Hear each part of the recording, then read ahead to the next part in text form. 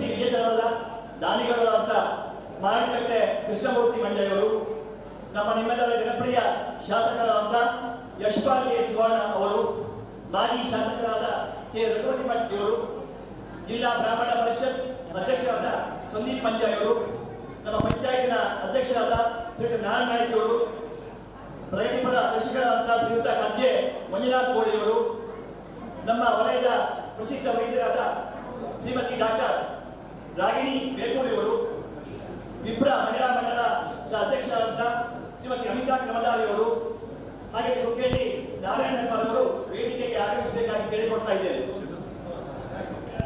ನಮ್ಮ ವಲಯ ಅಧ್ಯಕ್ಷರಾದಂತಹ ಶ್ರೀಯುತ ಮಂಜುನಾಥ್ ಅವರು ಬರಮಾಡಿಕೊಳ್ಳಬೇಕಾಗಿ ಕೇಳಿಕೊಡ್ತಾ ಇದ್ದೇವೆ.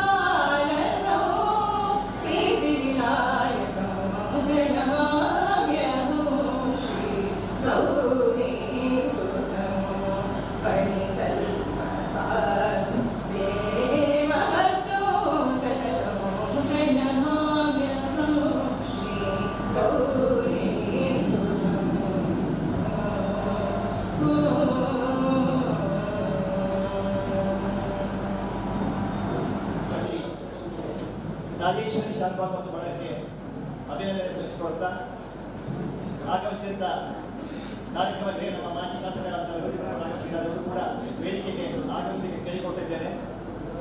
ಆಗಮಿಸಿದ ತಮ್ಮೆಲ್ಲರನ್ನ ಆತ್ಮೀಯವಾಗಿ ಸ್ವಾಗತ ಮಾಡಲಿದ್ದಾರೆ ವಿಪ್ರ ಮಹಿಳಾ ಮಂಡಳಿ ರಿಜಿಸ್ಟರ್ಡ್ ಅಧ್ಯಕ್ಷರಾದ ಶ್ರೀಮತಿ ಅಮಿತಾ ಕ್ರಮದಾರಿಯವರು.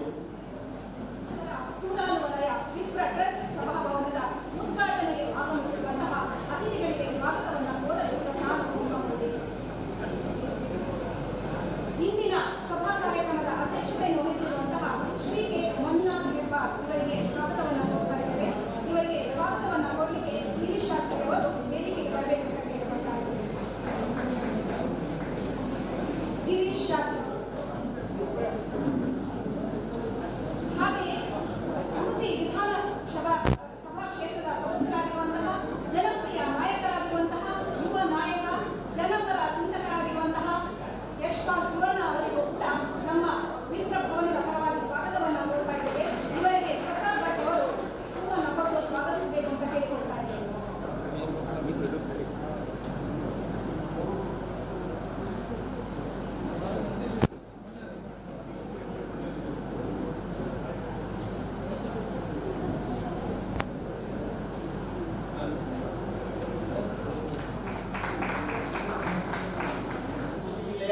ಬೇರೆ ಬೇರೆ ವಲಯಗಳಿಂದ ಆಗಮಿಸಿದಂತ ಪದಾಧಿಕಾರಿಗಳಿಗೆ ಸ್ವಾಗತ.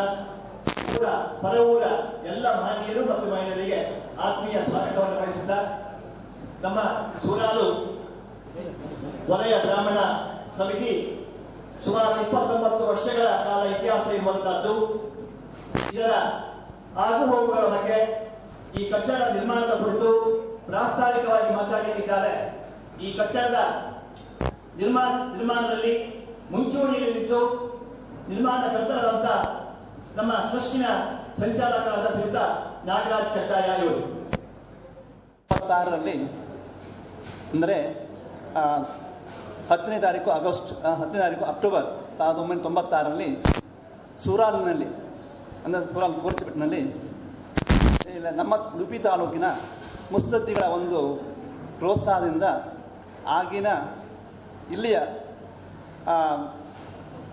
ಒಬ್ಬ ಮಹನೀಯರಾದ ಶ್ರೀ ಸೂರಾಲು ಪರಮೇಶ್ವರ ಭಟ್ರು, ಹಾಗೆ ವೇದಬ್ರಹ್ಮ ಕೋರ್ಚಿಬೆಟ್ಟು ಸೀತಾರಾಮ ಅಡಿಗರ ಮುಂದಾಳತ್ವದಲ್ಲಿ ಪ್ರಾರಂಭಗೊಂಡಿತು. ಆರಂಭಿಕವಾದ ಒಂದು 6 ವರ್ಷಗಳಲ್ಲಿ ಅದು ಅತ್ಯಂತ ತ್ವರಿತವಾಗಿ ಎಲ್ಲ ಜನರ ಅಂದರೆ ಎಲ್ಲ ನಮ್ಮ ಸಮಾಜ ವರ್ಗದವರ ಮನೆಗಳಲ್ಲಿ ಹೋಗಿ ನಮ್ಮ ಸಾಮಾಜಿಕ ಪ್ರಜ್ಞೆಯನ್ನು ಬೆಳೆಸುವಲ್ಲಿ ಯಶಸ್ವಿಯಾಯಿತು. ತದನಂತರಗಳಲ್ಲಿ ನಾವು ಏನು ಮಾಡ್ತಾ ಇದ್ದೀವಂದರೆ, ಆ ಟೈಮ್ನಲ್ಲಿ ನಾನು ಕೂಡ ಇದ್ದೆ. ಪ್ರತಿ ಶನಿವಾರ ನಾವು ಬೆಳಿಗ್ಗೆ ಬೇಗ 6:30ಯಿಂದ 7:30ವರೆಗೆ ಒಬ್ಬರು ಮನೆಗೆ ಹೋಗ್ತಿದ್ದೀವಿ.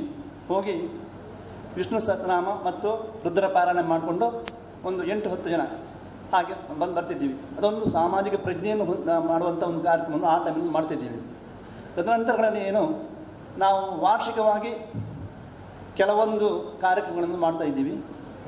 ಮುಖ್ಯವಾಗಿ ಪ್ರತಿಭಾ ಪುರಸ್ಕಾರ ಅಂದರೆ ನಮ್ಮ ಸಮಾಜ ಬಾಂಧವರ ವಿದ್ಯಾರ್ಥಿಗಳಿಗೆ ಪ್ರೋತ್ಸಾಹ ಕೊಡುವಂಥದ್ದು, ವಿದ್ಯಾರ್ಥಿ ವೇತನ, ಹಾಗೆ ಇಲ್ಲಿಯ ಹಿರಿಯ ಮುತ್ಸದ್ದಿ ದಂಪತಿಗಳಿಗೆ ಸನ್ಮಾನ ಮಾಡುವಂಥದ್ದು, ಮತ್ತು ಮುಖ್ಯವಾಗಿ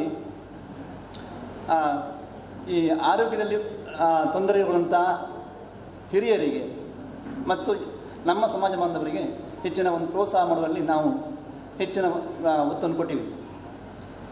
ಹಾಗೆಯೇ ಮುಂದುವರೆದು ಈಗ ಒಂದು ಕೆಲವು 4-5 ವರ್ಷಗಳಲ್ಲಿ ಅದು ಸೂರಾಲು ವಲಯ ವಿಪ್ರ ಟ್ರಸ್ಟ್ ಒಂದು ನಾವು ಮಾಡಿಕೊಂಡು ಅದರ ಮುಂದಾಳತ್ವವನ್ನು ಶ್ರೀ ಕೆ ಮಂಜುನಾಥ್ ಹೆಬ್ಬಾರ್ ಈಗಿನ ಅಧ್ಯಕ್ಷರು ಅವರ ಮುಂದಾಳತ್ವದಲ್ಲಿ ನಾವು ಮುಂದುವರಿಸ್ತಾ ಬಂದಿದ್ದೀವಿ. ಅವರ ಒಂದು ಮುಖ್ಯವಾದ ಉದ್ದೇಶ ಎಂದರೆ ಸಾಮಾಜಿಕ ಕಳಕಳಿ.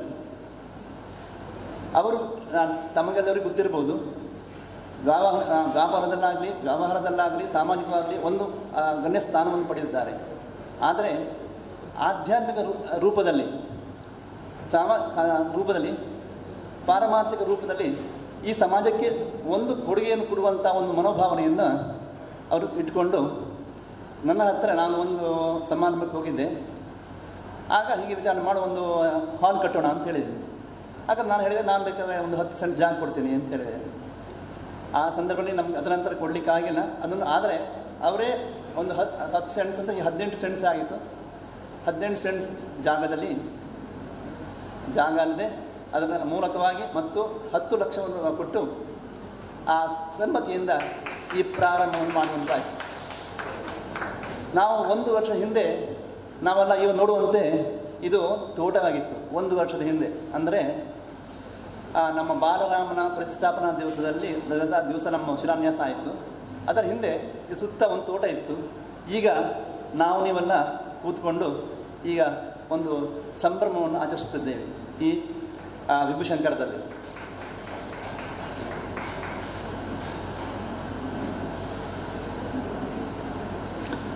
ಒಂದು ಹೇಳಲಿಕ್ಕೆ ಬರ್ತದೆ ನನಗೆ. ಮನುಷ್ಯನಾಗಿ ಹುಟ್ಟಿದವನಿಗೆ ಒಂದು 5 ರಣಗಳನ್ನು ತೀರಿಸಬೇಕಂತೆ. ಅವನ ಜೀವನ ದಿಶೆಯಲ್ಲಿ 5 ರಣ ಇರುತ್ತದೆ. ದೇವರಣ, ಋಷಿರಣ, ಭೂತರಣ, ಸಮಾಜ ರಣ, ಹಾಗೆ ಪಿತೃಣ. ಅದರಲ್ಲಿ ಒಂದು ನಮ್ಮ ಈಗಿನ ಒಂದು ಈ ಸಾಂದರ್ಭಿಕವಾಗಿ ಹೇಳೋದಂದರೆ ಸಮಾಜ ರಣ. ನಮ್ಮ ಸಮಾಜಕ್ಕೆ ನಾವು ಏನು ಕೊಡುಗೆಯಾಗಿ ಕೊಡ್ತೀವಿ ಅದು ನಿಜವಾಗಿ ಆದರೂ ಒಂದು ಋಣವನ್ನು ತೀರಿಸಿದ ಹಾಗೆ. ನಮ್ಮಲ್ಲಿ ಎಲ್ಲರಿಗೂ ಇವರು ಹೇಳಿದಾಗೆ ಮಂಜುನಾಥ್ ನಮ್ಮ ಮಂಜರು ಹೇಳಿದಾಗ ಯಾರು ಕೃಷ್ಣಮೂರ್ತಿ ಮಂಜರು ಹೇಳಿದಾಗೆ ಎಲ್ಲರಿಗೂ ಇರ್ತದೆ, ಆದರೆ ನಮಗೆ ಸಮಾಜ ಋಣವನ್ನು ಯಾವ ತೀರಿಸುವಂಥ ಭಾವನೆ ಬರಬೇಕು ಅಂತ. ಅದಕ್ಕೆ ನಮ್ಮ ಅಧ್ಯಕ್ಷರು ಈ ಒಂದು ದಿಶೆಯಲ್ಲಿ ಈ ಒಂದು ಕಾರ್ಯಕ್ರಮವನ್ನು ಕೈಗೊಂಡರು. ಅದಕ್ಕೆ ಪೂರಕವಾಗಿ ಇಲ್ಲಿಯ ನಮ್ಮ ವಲಯದ ಎಲ್ಲ ಬಾಂಧವರು, ಎಲ್ಲ ಸಮಾಜ ಬಾಂಧವರು, ಹಾಗೆಯೇ ಅವರ ಬಂಧುಗಳು, ಅದಲ್ಲದೆ ನಮ್ಮ ಸಮಾಜ ಬಾಂಧವರು ಇತರ ಪ್ರದೇಶದಿಂದ ವಿದೇಶದಿಂದ ತುಂಬ ಒಳ್ಳೆಯ ರೀತಿಯಲ್ಲಿ ನಮಗೆ ಇಲ್ಲಿ ಸಹಕಾರ ಮಾಡಿದ್ದಾರೆ. ಆದ್ದರಿಂದ ಈ ಒಂದು ಭವನವನ್ನು ಒಂದು ಒಳ್ಳೆಯ ರೀತಿಯಲ್ಲಿ ನಮ್ಮ ಈ ಹಳ್ಳಿಯ ವಾತಾವರಣದಲ್ಲಿ ಒಳ್ಳೆಯ ರೀತಿಯಲ್ಲಿ ಮಾಡಿದ್ದೀವಿ ಅಂತ ನಾವು ಹೇಳಲಿಕ್ಕೆ ಕೂಡ ತೃಪ್ತಿ ಆಗ್ತಾ ಇದೆ.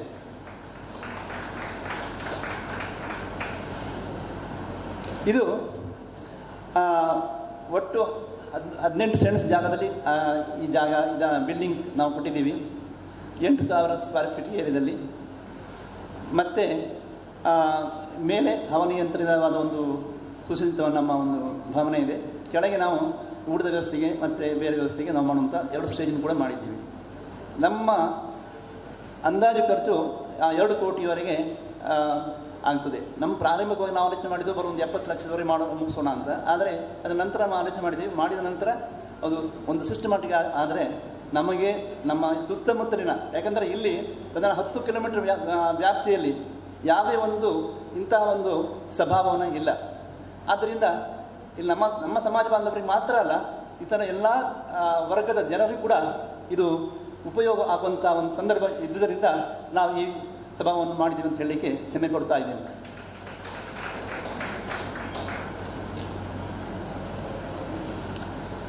ಮತ್ತು ನಮ್ಮ ಮುಖ್ಯ ಅತಿಥಿಗಳಂತ ಕೃಷ್ಣಮೂರ್ತಿ ಮಂಜರು ಒಂದು ಹೇಳಿದರು. ಅವರ ಮನಸ್ಥಿತಿ ನಾನು ಆಲೋಚನೆ ಮಾಡ್ತಿದ್ದೇನೆ. ಯಾಕೆ ನಾನು ಕೂಡ ಒಂದು 35 ವರ್ಷ ಒಂದು ಸರ್ಕಾರಿ ಹುದ್ದೆಯಲ್ಲಿ ಕೆಲಸ ಮಾಡಿದವನು. ನಾವು ಸಂಪತ್ತು ಅಂತ ಹೇಳ್ತೀವಿ. ಇದು ಕೂಡ ಅವರು ಹೇಳಿದಂತೆ ಇವರು ಕೂಡ ನಮ್ಮ ಶೃಂಗೇರಿ ಸ್ವಾಮಿಗಳು ಒಂದು ಸಲ ಹೇಳಿದರು. ಹೀಗೆ ನಾನು ಕೇಳಿದ್ದೆ, ಸಂಪತ್ತು ಅಂದರೆ ಏನು, ಒಬ್ಬನಿಗೆ ಸಂಪತ್ತು ಅಂದರೆ ಏನು? ಅವನಿಗೆ ಕಾರ್ ಇದೆ, ಬಂಗಲೆ ಇದೆ, ಅಂತಸ್ತಿದೆ, ಎಲ್ಲ ಇದೆ. ಆದರೆ ಅದನ್ನು ಯಾವ ರೀತಿ ಅವನು ವಿನಿಯೋಗ ಮಾಡ್ತಾನೆ ಅದೇ ಸಂಪತ್ತು. ಅದೇ ರೀತಿಯಲ್ಲಿ ನಮ್ಮ ಕೃಷ್ಣಮೂರ್ತಿ ಮಂಜರು ನಮಗೆ ನಮ್ಮ ಅಧ್ಯಕ್ಷ ಹೇಳಿದಾಗೆ ಸ್ವಲ್ಪ ಸಮಯದಲ್ಲಿ ಒಂದು ಈ ಪ್ರಾರಂಭವಾಗಿ ಒಂದು 3 ತಿಂಗಳಲ್ಲಿ 3-4 ತಿಂಗಳಲ್ಲಿ ಸ್ವಲ್ಪ ಹಣದ ಅಡಚಣೆ ಆದಾಗ ನಮ್ಮ ಕೃಷ್ಣಮೂರ್ತಿ ಮಂಜುಗಳನ್ನು ನಾವು ಹೋದಿವಿ, ಅವರಲ್ಲಿ ಹೋದಿವಿ. ಅವ್ರು ನಾನು ಬರ್ತೀನಿ, ಬಂದು ನೋಡ್ತೀನಿ ಅಂತ ಹೇಳಿದರು. ಅವರೊಂದು ಮನಸ್ಸು ನಾನು ಆಲೋಚನೆ ಮಾಡಿದೆ, ಅವರಿಗೆ ಒಂದು 5 ನಿಮಿಷ ಕೂಡ ಟೈಮ್ ಇರೋದಿಲ್ಲ. ಯಾಕಂದರೆ ಅವರೊಟ್ಟಿಗೆ ಮುತ್ತಿರ್ತಾರೆ, ಎಲ್ಲ ಅವರಿಗೆ ಕಾಣಿಕೆ ಎಲ್ಲವರು ಅಲ್ಲಿಗೆ ಅವರು ಬರುವುದು ಇವರು ಬರುವುದು. ಆದರೆ ಅವರು ಕೂಡ ಇಲ್ಲಿ ಬಂದು ಇವರು ಎಷ್ಟು ಮಟ್ಟಿಗೆ ಮಾಡಿದ್ದಾರೆ, ಅದರ ತನ್ನ ಕೊಡುಗೆ ಯಾವ ರೀತಿಯಲ್ಲಿ ಅದು ಉಪಯೋಗ ಆಗ್ತದೆ ಅದು ನೋಡಿಕೊಂಡು ಅವರು ಮನಸ್ಸು ನಮಗೆ ಸಹಾಯ ಮಾಡಿದ್ದಾರೆ. ಆದ್ದರಿಂದ ನಮ್ಮ ಕೃಷ್ಣಮೂರ್ತಿ ಮಂಜರಿಗೆ ನಾವು ಕೃತಜ್ಞತೆ ವ್ಯಕ್ತಪಡಿಸ್ತೀವಿ. ಮತ್ತು ಸರ್ಕಾರದ ವಲಯದಲ್ಲಿ ನಮ್ಮ ಶಾಸಕರಾದಂಥ ಯಶ್ಪಾಲ್ ಸುವರ್ಣ ಅವರು ಅಂದರೆ ಎಷ್ಟು ನಮಗೆ ನಮ್ಮ ಒಳಗೆ ಒಡನಾಟ ಇದೆ ಅಂದರೆ ಅವರಿಗೆ ಯಾವುದೇ ರೀತಿಯಲ್ಲಿ ಅಂತಸ್ತು ಇದೇನಿಲ್ಲ. ಅವರು ಎಲ್ಲರಿಗೂ ಅವರು ಶಾಸಕರು ಎಲ್ಲರಿಗೂ ಎಲ್ಲರನ್ನೂ ಅವ್ರು ಕೇಳುವಂಥವ್ರು, ಎಲ್ಲರಿಗೂ ಅವ್ರನ್ನ ಆಲಿಸುವಂಥವ್ರು. ಅವ್ರು ನಾವು ಹೋದ ಕೂಡಲೇ ಆಯಿತು ನನ್ನ ಕಾಂಟ್ರಿಬ್ಯೂಟ್ ನಾನು ಕೊಡ್ತೀನಿ, ಚೆನ್ನಾಗಿ ಮಾಡಿ ಅಂತ ಆ ರೀತಿ ಒಂದು ಸಾಂದರ್ಭಿಕವಾಗಿ ಇಮ್ಮಿಡಿಯೇಟ್ ಆಗಿ ಒಂದು ನಮಗೆ ಆಶ್ವಾಸನೆ ಕೊಟ್ಟಿದ್ದರಿಂದ ನಾವು ಮುಂದುವರಲಿಕ್ಕಾಯಿತು ಆ ಸಂದರ್ಭ. ಆದ್ದರಿಂದ ಯಶ್ಪಾಲ್ ಸುವರ್ಣ ಅವರಿಗೆ ನಮ್ಮ ಮತ್ತು ನಮ್ಮ ಸಮಾಜ ಪೂರಕವಾಗಿ ಏನೇನು ಮಾಡಬೇಕು ಅಂತ ಹೇಳುವಂಥ ನಮ್ಮ ಮಂಜರು ಸಂದೀಪ್ ಕುಮಾರ್ ಮಂಜ, ನಮ್ಮ ಜಿಲ್ಲಾ ಬ್ರಾಹ್ಮಣ ಪರಿಷತ್ ಅಧ್ಯಕ್ಷರು, ಅವರು ನನಗೆ ಎಲ್ಲ ರೀತಿಯೂ ಸಹಕಾರ ಕೊಟ್ಟಿದ್ದಾರೆ. ಆ ರೀತಿ ನಾನು ಅವ್ರಿಗೆ ಆಭಾರಿಯಾಗಿದ್ದೀನಿ. ಇನ್ನು ನಮ್ಮ ವಲಯದವರಾದ ಮಂಜರು ಇವರು ಗೋಳಿಯವರು, ಮಂಜುನಾಥ್ ಗೋಳಿಯವರು ಆತನಿದ್ದಾರೆ. ಅವರ ಮಗ ಬೇರೆ ವಿದೇಶಗಳಲ್ಲಿ ಒಂದು ಉದ್ಯಮಿಯಾಗಿದ್ದಾರೆ. ಈ ನಾವು ಶುರು ಮಾಡುವಾಗ ಆಯ್ತು ಶುರು ಮಾಡಿ ನಾನು ದುಡ್ಡು ಕಳಿಸ್ತೀನಿ ಅಂದರು. ಒಂದು 5 ಲಕ್ಷ ಕಳಿಸಿದ್ರು ಫಸ್ಟಿಗೆ. ಮತ್ತು ಒಂದು ಒಂದು 2 ತಿಂಗಳ ನಂತರ ಬಂದು ನೋಡಿದರು. ಆಯಿತು, ಇನ್ನು ಎಷ್ಟು ಬೇಕಾದರೂ ಕೇಳಿ, ನಾನು ಕಟ್ಕೊಳಿಸ್ತೇನೆ, ನೀವು ಮಾಡೋ ರೀತಿಯಲ್ಲಿ ನಮಗೆ ಭಾಳ ಖುಷಿಯಾಗಿದೆ, ನಮ್ಮ ವಲಯದಲ್ಲಿ ಒಂದು ಗೌರವಯುತವಾಗಿ ಒಂದು ಕಟ್ಟಡ ಆಗ್ತಾ ಇದೆ, ನಿಮ್ಗೆ ಎಷ್ಟು ಬೇಕಾದ್ರೂ ಕೇಳಿ ನಾನು ಕೊಡಿಸ್ತೀನಿ ಅಂತ ಹೇಳಿದರು. ಮತ್ತೆ ಪುನಃ ಒಂದು 5 ಲಕ್ಷ ಕೊಟ್ಟರು. ಆ ಮನೋಭಾವನೆ ವಿದೇಶದಲ್ಲಿ ಇದ್ದರೂ ಕೂಡ ತನ್ನ ಈ ನಮ್ಮ ಊರಿನ ಒಂದು ಭಾವನೆಯನ್ನು ಅವರು ನಿಜವಾಗಿ ವ್ಯಕ್ತಪಡಿಸಿದ್ದಾರೆ. ಅದಕ್ಕೆ ನಾವು ತುಂಬ ಋಣಿಯಾಗಿದ್ದೀವಿ. ಮಂಜುನಾಥ ಗೋಳಿಯವರೇ ಮತ್ತು ನಮ್ಮವರೇ ಆದ ರಾಗಿಣಿ ಬೇಕೂರವರು ನಮ್ಮ ಊರಿನವರೇ, ವಿದೇಶದಲ್ಲಿ ಪ್ರಖ್ಯಾತವಾದ ವೈದ್ಯರು. ಅವರು ಕೂಡ ಒಂದು ಸಲ ಅವ್ರು ಕೂಡ ಬೇರೆ ಕಡೆ ನಮ್ಗೆ ಹೆಚ್ಚಿನ ಫಸ್ಟಿಗೆ ಕಾಂಟ್ಯಾಕ್ಟ್ ಮಾಡಲಿಕ್ಕೆ ಆಗಿಲ್ಲ. ಆಮೇಲೆ ಬಂದು ನೋಡಿದ ನಂತರ ಗೊತ್ತಾಯಿತು ನಾವು ಎಷ್ಟು ಮಟ್ಟಿಗೆ ನಮ್ಮ ಒಟ್ಟಿಗೆ ನಮ್ಮ ಇಲ್ಲಿ ಕೆಲಸವನ್ನು ಮಾಡ್ತಾ ಇದ್ದೀವಿ, ಯಾವ ರೀತಿ ಪೂರಕವಾಗಿ ಕೆಲಸ ಮಾಡ್ತಿದ್ದೀವಿ, ಮತ್ತು ನಮ್ಮ ಇಲ್ಲಿಯ ಜನರಿಗೆ ಯಾವ ರೀತಿ ನಾವು ಸ್ಪಂದನೆ ಮಾಡ್ತಾ ಇದ್ದೀವಿ ಅಂತ ಅವರು ನೋಡಿದ್ದಾರೆ. ಅವರು ಕೂಡ ನಮಗೆ ಒಳ್ಳೆ ರೀತಿಯ ಇದನ್ನು ಕೊಡ್ತಾ ಇದ್ದಾರೆ. ಅವರಿಗೆ ಹೃತ್ಪೂರ್ವಕವಾದ ಅಭಿನಂದನೆಗಳು ಸಿಗ್ತಾರೆ. ಹಾಗೆ ನಮ್ಮ ಅಧ್ಯಕ್ಷರ ಅಣ್ಣನಾದ ನಾರಾಯಣ ಹೆಬ್ಬಾರರಿದ್ದಾರೆ. ಅವರು ಕೂಡ ಬೆಂಗಳೂರಲ್ಲಿದ್ದಾರೆ. ಬೆಂಗಳೂರಲ್ಲಿ ಅವರು ಬಂದಿದ್ದಾರೆ. ಬಂದು ನಮ್ಮ ಎಲ್ಲ ಕಾರ್ಯಕ್ರಮಗಳನ್ನು ಪ್ರೋತ್ಸಾಹ ಮಾಡಿಕೊಂಡು, ನಾವು ಇದು ಮಾಡಿದ್ರೆ ನೀವು ಮಾಡು, ನಾನು ಯಾವ ರೀತಿ ನಿಮಗೆ ಬೇಕಾದ ನಿಮಗೆ ವ್ಯವಸ್ಥೆ ಮಾಡ್ತೀನಿ, ಆ ರೀತಿ ಕೂಡ ಹೇಳಿ ನಾವು ಅದನ್ನು ಪ್ರೋತ್ಸಾಹ ಮಾಡಿದ್ದಾರೆ. ಅವರಿಗೆ ಕೂಡ ನಮ್ಮ ಈಗಿನ ಸಂದರ್ಭದಲ್ಲಿ ಸ್ಮರಿಸ್ತಾ ಇದ್ದೀವಿ. ಕೊನೆಯದಾಗಿ ಅಂತ ಹೇಳಿದಿಲ್ಲ, ನಮ್ಮ ಈ ಸಭಾ ಭವನ ಮುಂದೆ ಏನಂತ ನಾವು ಒಳ್ಳೆ ರೀತಿಯಲ್ಲಿ ನಡೆಸ್ಕೊಂಡು ಹೋಗಬೇಕು. ಅದಕ್ಕೆ ಒಂದು ಕಾರ್ಯರೂಪವನ್ನು ನಾವು ಮಾಡ್ತಾಯಿದ್ದೀವಿ. ಈ ಕಾರ್ಯರೂಪ ಮಾಡಿದ ನಂತರ ಈ ಸಭಾಭವನದಿಂದ ಬರುವಂತಹ ಯಾವುದೇ ಒಂದು ದೇಣಿಗೆ ಯಾವ ರೀತಿ ವಿನಿಯೋಗ ಆಗಬೇಕು ಅಂತ ಅದಕ್ಕೆ ಮೊದಲು ನಾವೊಂದು ಹೇಳಿ ಮರೆತುಬಿಟ್ಟೆ. ಮೊದಲು ದಿನ ನಾವು ದೇಣಿಗೆಗಾಗಿ ಹೋಗುವಾಗ ನಮ್ಮ ಅಧ್ಯಕ್ಷರು ಮತ್ತು ನಮ್ಮ ಕಾರ್ಯದರ್ಶಿಗಳು ಒಬ್ಬರು ಮನೆಗೆ ಹೋದಾಗ ಅವರೇ ನಮ್ಮ ಈ ವಲಯದ ಕುಲಪುರೋಹಿತರು, ಇಲ್ಲಿ ಈಗಿನ ಪುರೋಹಿತರಿಗೆ ಅವರು ಗುರುಗಳು. ಅಲ್ಲಿ ಮೇಲೆ ನೋಡ್ಬೋದು, ಕೋಟಂಬೈಲು ಶ್ರೀ ಲಕ್ಷ್ಮೀನಾರಾಯಣ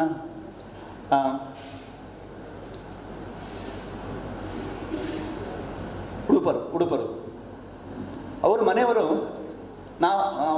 ಅಂತ ಗಿರೀಶ್ ಶಾಸ್ತ್ರಿಗಳು ಮತ್ತು ಕುಮಾರ್ ಶಾಸ್ತ್ರಿಗಳು ಭಾರಿ ಒಳ್ಳೆ ರೀತಿ ಬರಮಾಡಿಕೊಂಡ್ರು. ಅವರು ಹೇಳಿದ ಕೆಲವೊಂದು ಮಾತುಗಳಿಂದ ಅವರ ತಂದೆಯೇ ನಮಗೆ ಆಶೀರ್ವಚನ ಕೊಟ್ಟಂಗಾಯಿತು. ನಮ್ಮ ಎಲ್ಲ ಈ ಕಾರ್ಯಕ್ರಮವನ್ನು ಪ್ರೋತ್ಸಾಹದಿಂದ ಮಾಡಿದಂಥ ಅವರು ಕೂಡ ಒಳ್ಳೆ ರೀತಿ ದೇಣಿಗೆಯನ್ನು ಕೊಟ್ಟಿದ್ದಾರೆ. ಅದರ ಜ್ಯೋತಿಕವಾಗಿ ಈ ಒಂದು ವೇದಿಕೆಯನ್ನು ಅವರ ಹೆಸರಿನಲ್ಲಿ ನಾವು ಮಾಡಿದ್ದೀವಿ. ಕೊನೆಯದಾಗಿ ನಮ್ಮ ಈ ಒಂದು ಇದಕ್ಕೆ ನಮ್ಮ ಸಭಾಗೃಹದ ನಂತರದ ಒಳ್ಳೆಯ ರೀತಿ ನಡೆದಾಗ ನಾವು ಒಂದು ಪೂರಕವಾದಂಥ ಆರ್ಥಿಕ ವ್ಯವಸ್ಥೆಯನ್ನು ಪಡೆಯುತ್ತೇವೆ. ಅದರಿಂದ ನಾವು ಏನು ಮಾಡ್ತೀವಿ ಅಂದರೆ ನಮ್ಮ ಒಂದು ಉದ್ದೇಶವನ್ನು ಇಟ್ಕೊಂಡಿದ್ದೇವೆ. ಮುಖ್ಯವಾಗಿ ನಮ್ಮ ಸಮಾಜ ಬಾಂಧವರಲ್ಲಿ ತುಂಬ ಆರ್ಥಿಕವಾಗಿ ಹಿಂದುಳಿದಿದ್ದಾರೆ. ಅವರಿಗೆ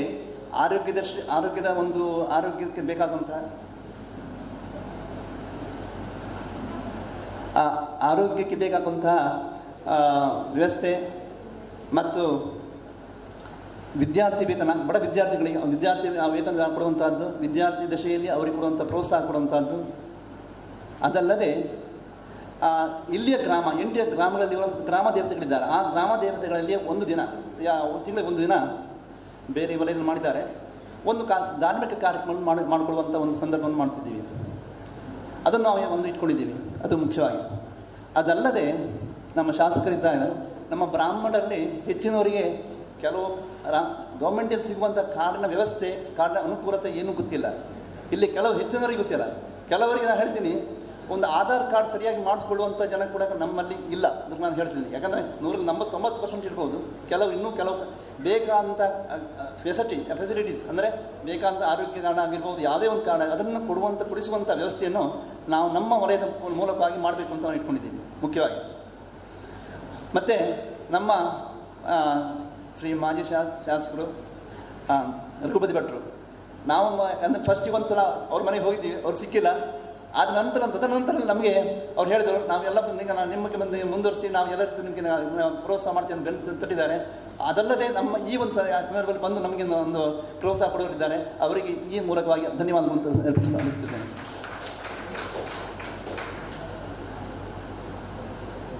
ಕೊನೆಯದಾಗಿ ಬಂದಂಥ ತಾವೆಲ್ಲರೂ ವಲಯದ ಬೇರೆ ಬೇರೆ ವಲಯದಿಂದ ಬಂದಂತಹ ಗಣ್ಯರು, ಬೇರೆ ಜಿಲ್ಲಾ ವ್ಯವಸ್ಥೆಯಿಂದ ಬಂದಂಥ ಮತ್ತು ಪದಾಧಿಕಾರಿಗಳು ಅವರು ತುಂಬ ಒಂದು ಎಕ್ಸ್ಪೀರಿಯನ್ಸ್ ಇದ್ದವರೇ.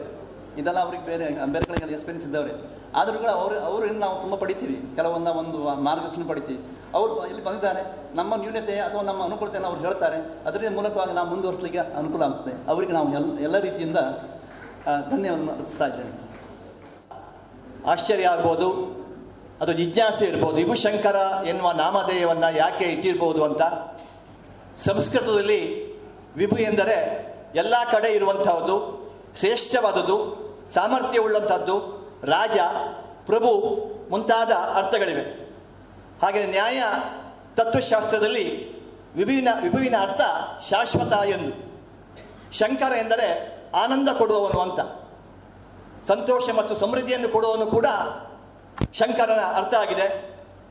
ಈ ಸಭಾಭವನದಲ್ಲಿ ಮುಂದೆ ನಡೆಯಲ್ಪಡುವಂಥ ಎಲ್ಲ ಕಾರ್ಯಕ್ರಮದ ಕಾರ್ಯಕರ್ತರಿಗೆ ಶಾಶ್ವತವಾಗಿ ಆನಂದವನ್ನು ಕೊಡುವಂತಾಗಲಿ ಅಂತ ಶ್ರೀ ದೇವರಲ್ಲಿ ಪ್ರಾರ್ಥಿಸುತ್ತಾ, ಮುಖ್ಯ ಅಂಗ ವಿಭುಶಂಕರದ ಉದ್ಘಾಟನಾ ಕಾರ್ಯಕ್ರಮಕ್ಕೆ ನಾವು ಮುನ್ನಡೆಯುತ್ತಾ ಇದ್ದೇವೆ.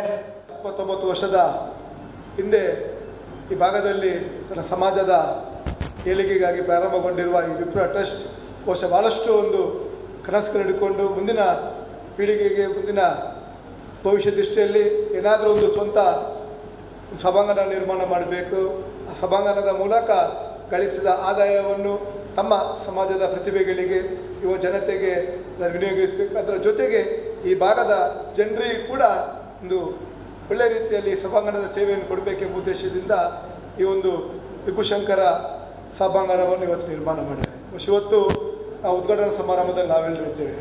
ಒಂದು ಒಳ್ಳೆಯ ಒಂದು ಕೆಲಸ. ಏಕೆಂದರೆ ಗ್ರಾಮೀಣ ಭಾಗಗಳಲ್ಲಿ ಇವತ್ತು ಸಭಾಂಗಣಗಳು, ಈ ರೀತಿ ಸಭಾಗೃಹ ನಮಗೆ ಕಾಣಲಿಕ್ಕೆ ಸಿಗೋದು ಭಾಳಷ್ಟು ಕಷ್ಟ. ಏಕೆಂದರೆ ಯಾವುದೇ ಸಭೆ ಸಮಾರಂಭಗಳು ಮಾಡಬೇಕಿದ್ರೂ ಕೂಡ ಒಂದೇ ಬ್ರಹ್ಮವರಕ್ಕೆ ಅಥವಾ ದೂರದ ಉಡುಪಿಗೆ ಬರಬೇಕಾಗ್ತದೆ. ಆದರೆ ಎಲ್ಲ ಒಂದು ಸಮಸ್ಯೆಗಳನ್ನು ನೀಗಿಸುವಂಥ ಕೆಲಸ ಇವತ್ತು ವಿಪ್ರ ಟ್ರಸ್ಟ್ ಮೂಲಕ ಆಗಿದೆ ಅಂತ ಹೇಳಲಿಕ್ಕೆ ಭಾಳ ಸಂತೋಷ ಪಡ್ತೇನೆ. ಖಂಡಿತವಾಗಿಯೂ ಈ ಒಂದು 1.5 ಕೋಟಿ ವೆಚ್ಚದ ಈ ಸಭಾಂಗಣ ನಿರ್ಮಾಣ ಮಾಡಲಿಕ್ಕೆ ಸಹಕರಿಸಿದ, ಅಂದರೆ ಎಲ್ಲ ರೀತಿಯಲ್ಲಿ ದಾನಿಗಳಾಗಿರ್ಬೋದು, ಇಲ್ಲಿ ಪರೋಕ್ಷವಾಗಿ ಪ್ರತ್ಯಕ್ಷವಾಗಿ ಸಹಕರಿಸಿದ ಎಲ್ಲರಿಗೂ ಕೂಡ ನನ್ನ ವಿಶೇಷವಾದ ಅಭಿನಂದನೆಯನ್ನು ಕೂಡ ಈ ಸಂದರ್ಭದಲ್ಲಿ ಸಲ್ಲಿಸಲಿಕ್ಕೆ ಬಯಸ್ತೇನೆ. ಬಹುಶಃ ಈ ಒಂದು ಸಭಾಂಗಣದ ಮೂಲಕ ಇನ್ನಷ್ಟು ಸೇವೆ ಮಾಡುವಂಥ ಅವಕಾಶವನ್ನು ಈ ವಿಪ್ರ ಟ್ರಸ್ಟಿಗೆ ಪೊಡೆಯಗೊಡೆ ಉಡುಪಿ ಶ್ರೀ ಕೃಷ್ಣ ಮುಖ್ಯ ಪ್ರಾಣ ನೀಡಲಿ ಅಂತ ಕೂಡ ಶ್ರೀ ದೇವರ ಹತ್ರ ಪ್ರಾರ್ಥಿಸ್ತಾ, ಖಂಡಿತವಾಗಿಯೂ ಇಂಥ ಒಂದು ಸಭಾಂಗಣ ಇದ್ದರೆ ಬಹುಶಃ ಮುಂದಿನ ಪೀಳಿಗೆಗಳಿಗೂ ಕೂಡ ಒಂದು ಒಳ್ಳೆ ರೀತಿಯ ದಾರಿದೀಪ. ಯಾಕೆಂದರೆ ಯಾವುದೋ ಒಂದು ಸಂಸ್ಥೆಗಳನ್ನು, ಸಂಘಟನೆಗಳನ್ನು ಪ್ರಾರಂಭಿಸುವುದು ಸುಲಭವಾದ ವಿಚಾರ, ಆದರೆ ಮುಂದೆ ಅದನ್ನು ಮುಂದುವರಿಸೋದು ಭಾಳ ಕಷ್ಟ. ಏಕೆಂದರೆ ಇವತ್ತಿನ ಯುವ ಜನತೆ ಈ ಸಾರ್ವಜನಿಕ ಸೇವೆಯಲ್ಲಿ ಕೈ ಜೋಡಿಸಲಿಕ್ಕೆ ಸ್ವಲ್ಪ ಹಿಂದೆ ಮುಂದೆ. ಏಕೆಂದರೆ ಶಿಕ್ಷಣ ಮುಗಿದ ನಂತರ ದೂರದ ಊರಿಗೆ ಹೋಗಿ ತನ್ನ ವಿದ್ಯಾಭ್ಯಾಸದ ನಂತರ ತನ್ನ ಬದುಕನ್ನು ಕಟ್ಕೊಂಡ ನಂತರ ಊರಿಗೆ ಬರುವುದೇ ಅಪರೂಪ. ಆದರೆ ಊರಲ್ಲಿದ್ದ ಜನರು ತಮ್ಮ ಸಮಾಜದ ಕೆಲಸ ಇರ್ಬೋದು, ತಮ್ಮ ಊರಿನ ಕೆಲಸ ಮಾಡಬೇಕಾದ್ರೆ ಅವರಿಗೆ ಒಳ್ಳೆಯ ಅಡಿಪಾಯ ಇಟ್ಟಾಗ ಮಾತ್ರ ಅದರಿಂದ ಪ್ರಯೋಜನವನ್ನು ಪಡೀಲಿಕ್ಕೆ ಸಾಧ್ಯ ಉಂಟು. ಇವತ್ತು ಒಂದು ಒಳ್ಳೆಯ ರೀತಿಯ ಸಭಾಂಗಣ ಇವತ್ತು ನಿರ್ಮಾಣ ಆಗಿದೆ. ಕೆಳಗಿನ 2 ಅಂತಸ್ತಿನ ಈ ಸಭಾಂಗಣ ಖಂಡಿತವಾಗಿ ಕಮಲಾಕ್ಷಿ ಹೆಬ್ಬಾರ್ ಇರ್ಬೋದು, ಮಂಜುನಾಥ್ ಹೆಬ್ಬಾರು ಬಂದಾಗ ನಾನು ಹೇಳಿದೆ, ನನ್ನ ಶಾಸಕರಲ್ಲಿ ನಾನು ನಿನ್ನಾದ ಸಹಕಾರ ಮಾಡ್ತೇನೆ ಅಂತ. ಬಹುಶಃ ತಾವು ಬಂದ ಸಂದರ್ಭದಲ್ಲಿ ಈ ಮಾರ್ಚ್ 2 ಒಳಗೆ ಅದು ಕೊಡಲಿಕ್ಕಾಗಲಿಲ್ಲ. ಈ ವರ್ಷದ ಅನುದಾನದಲ್ಲಿ ಅದನ್ನು ಈಗಾಗಲೇ ಶಿಫಾರಸು ಮಾಡಿದ್ದೇನೆ.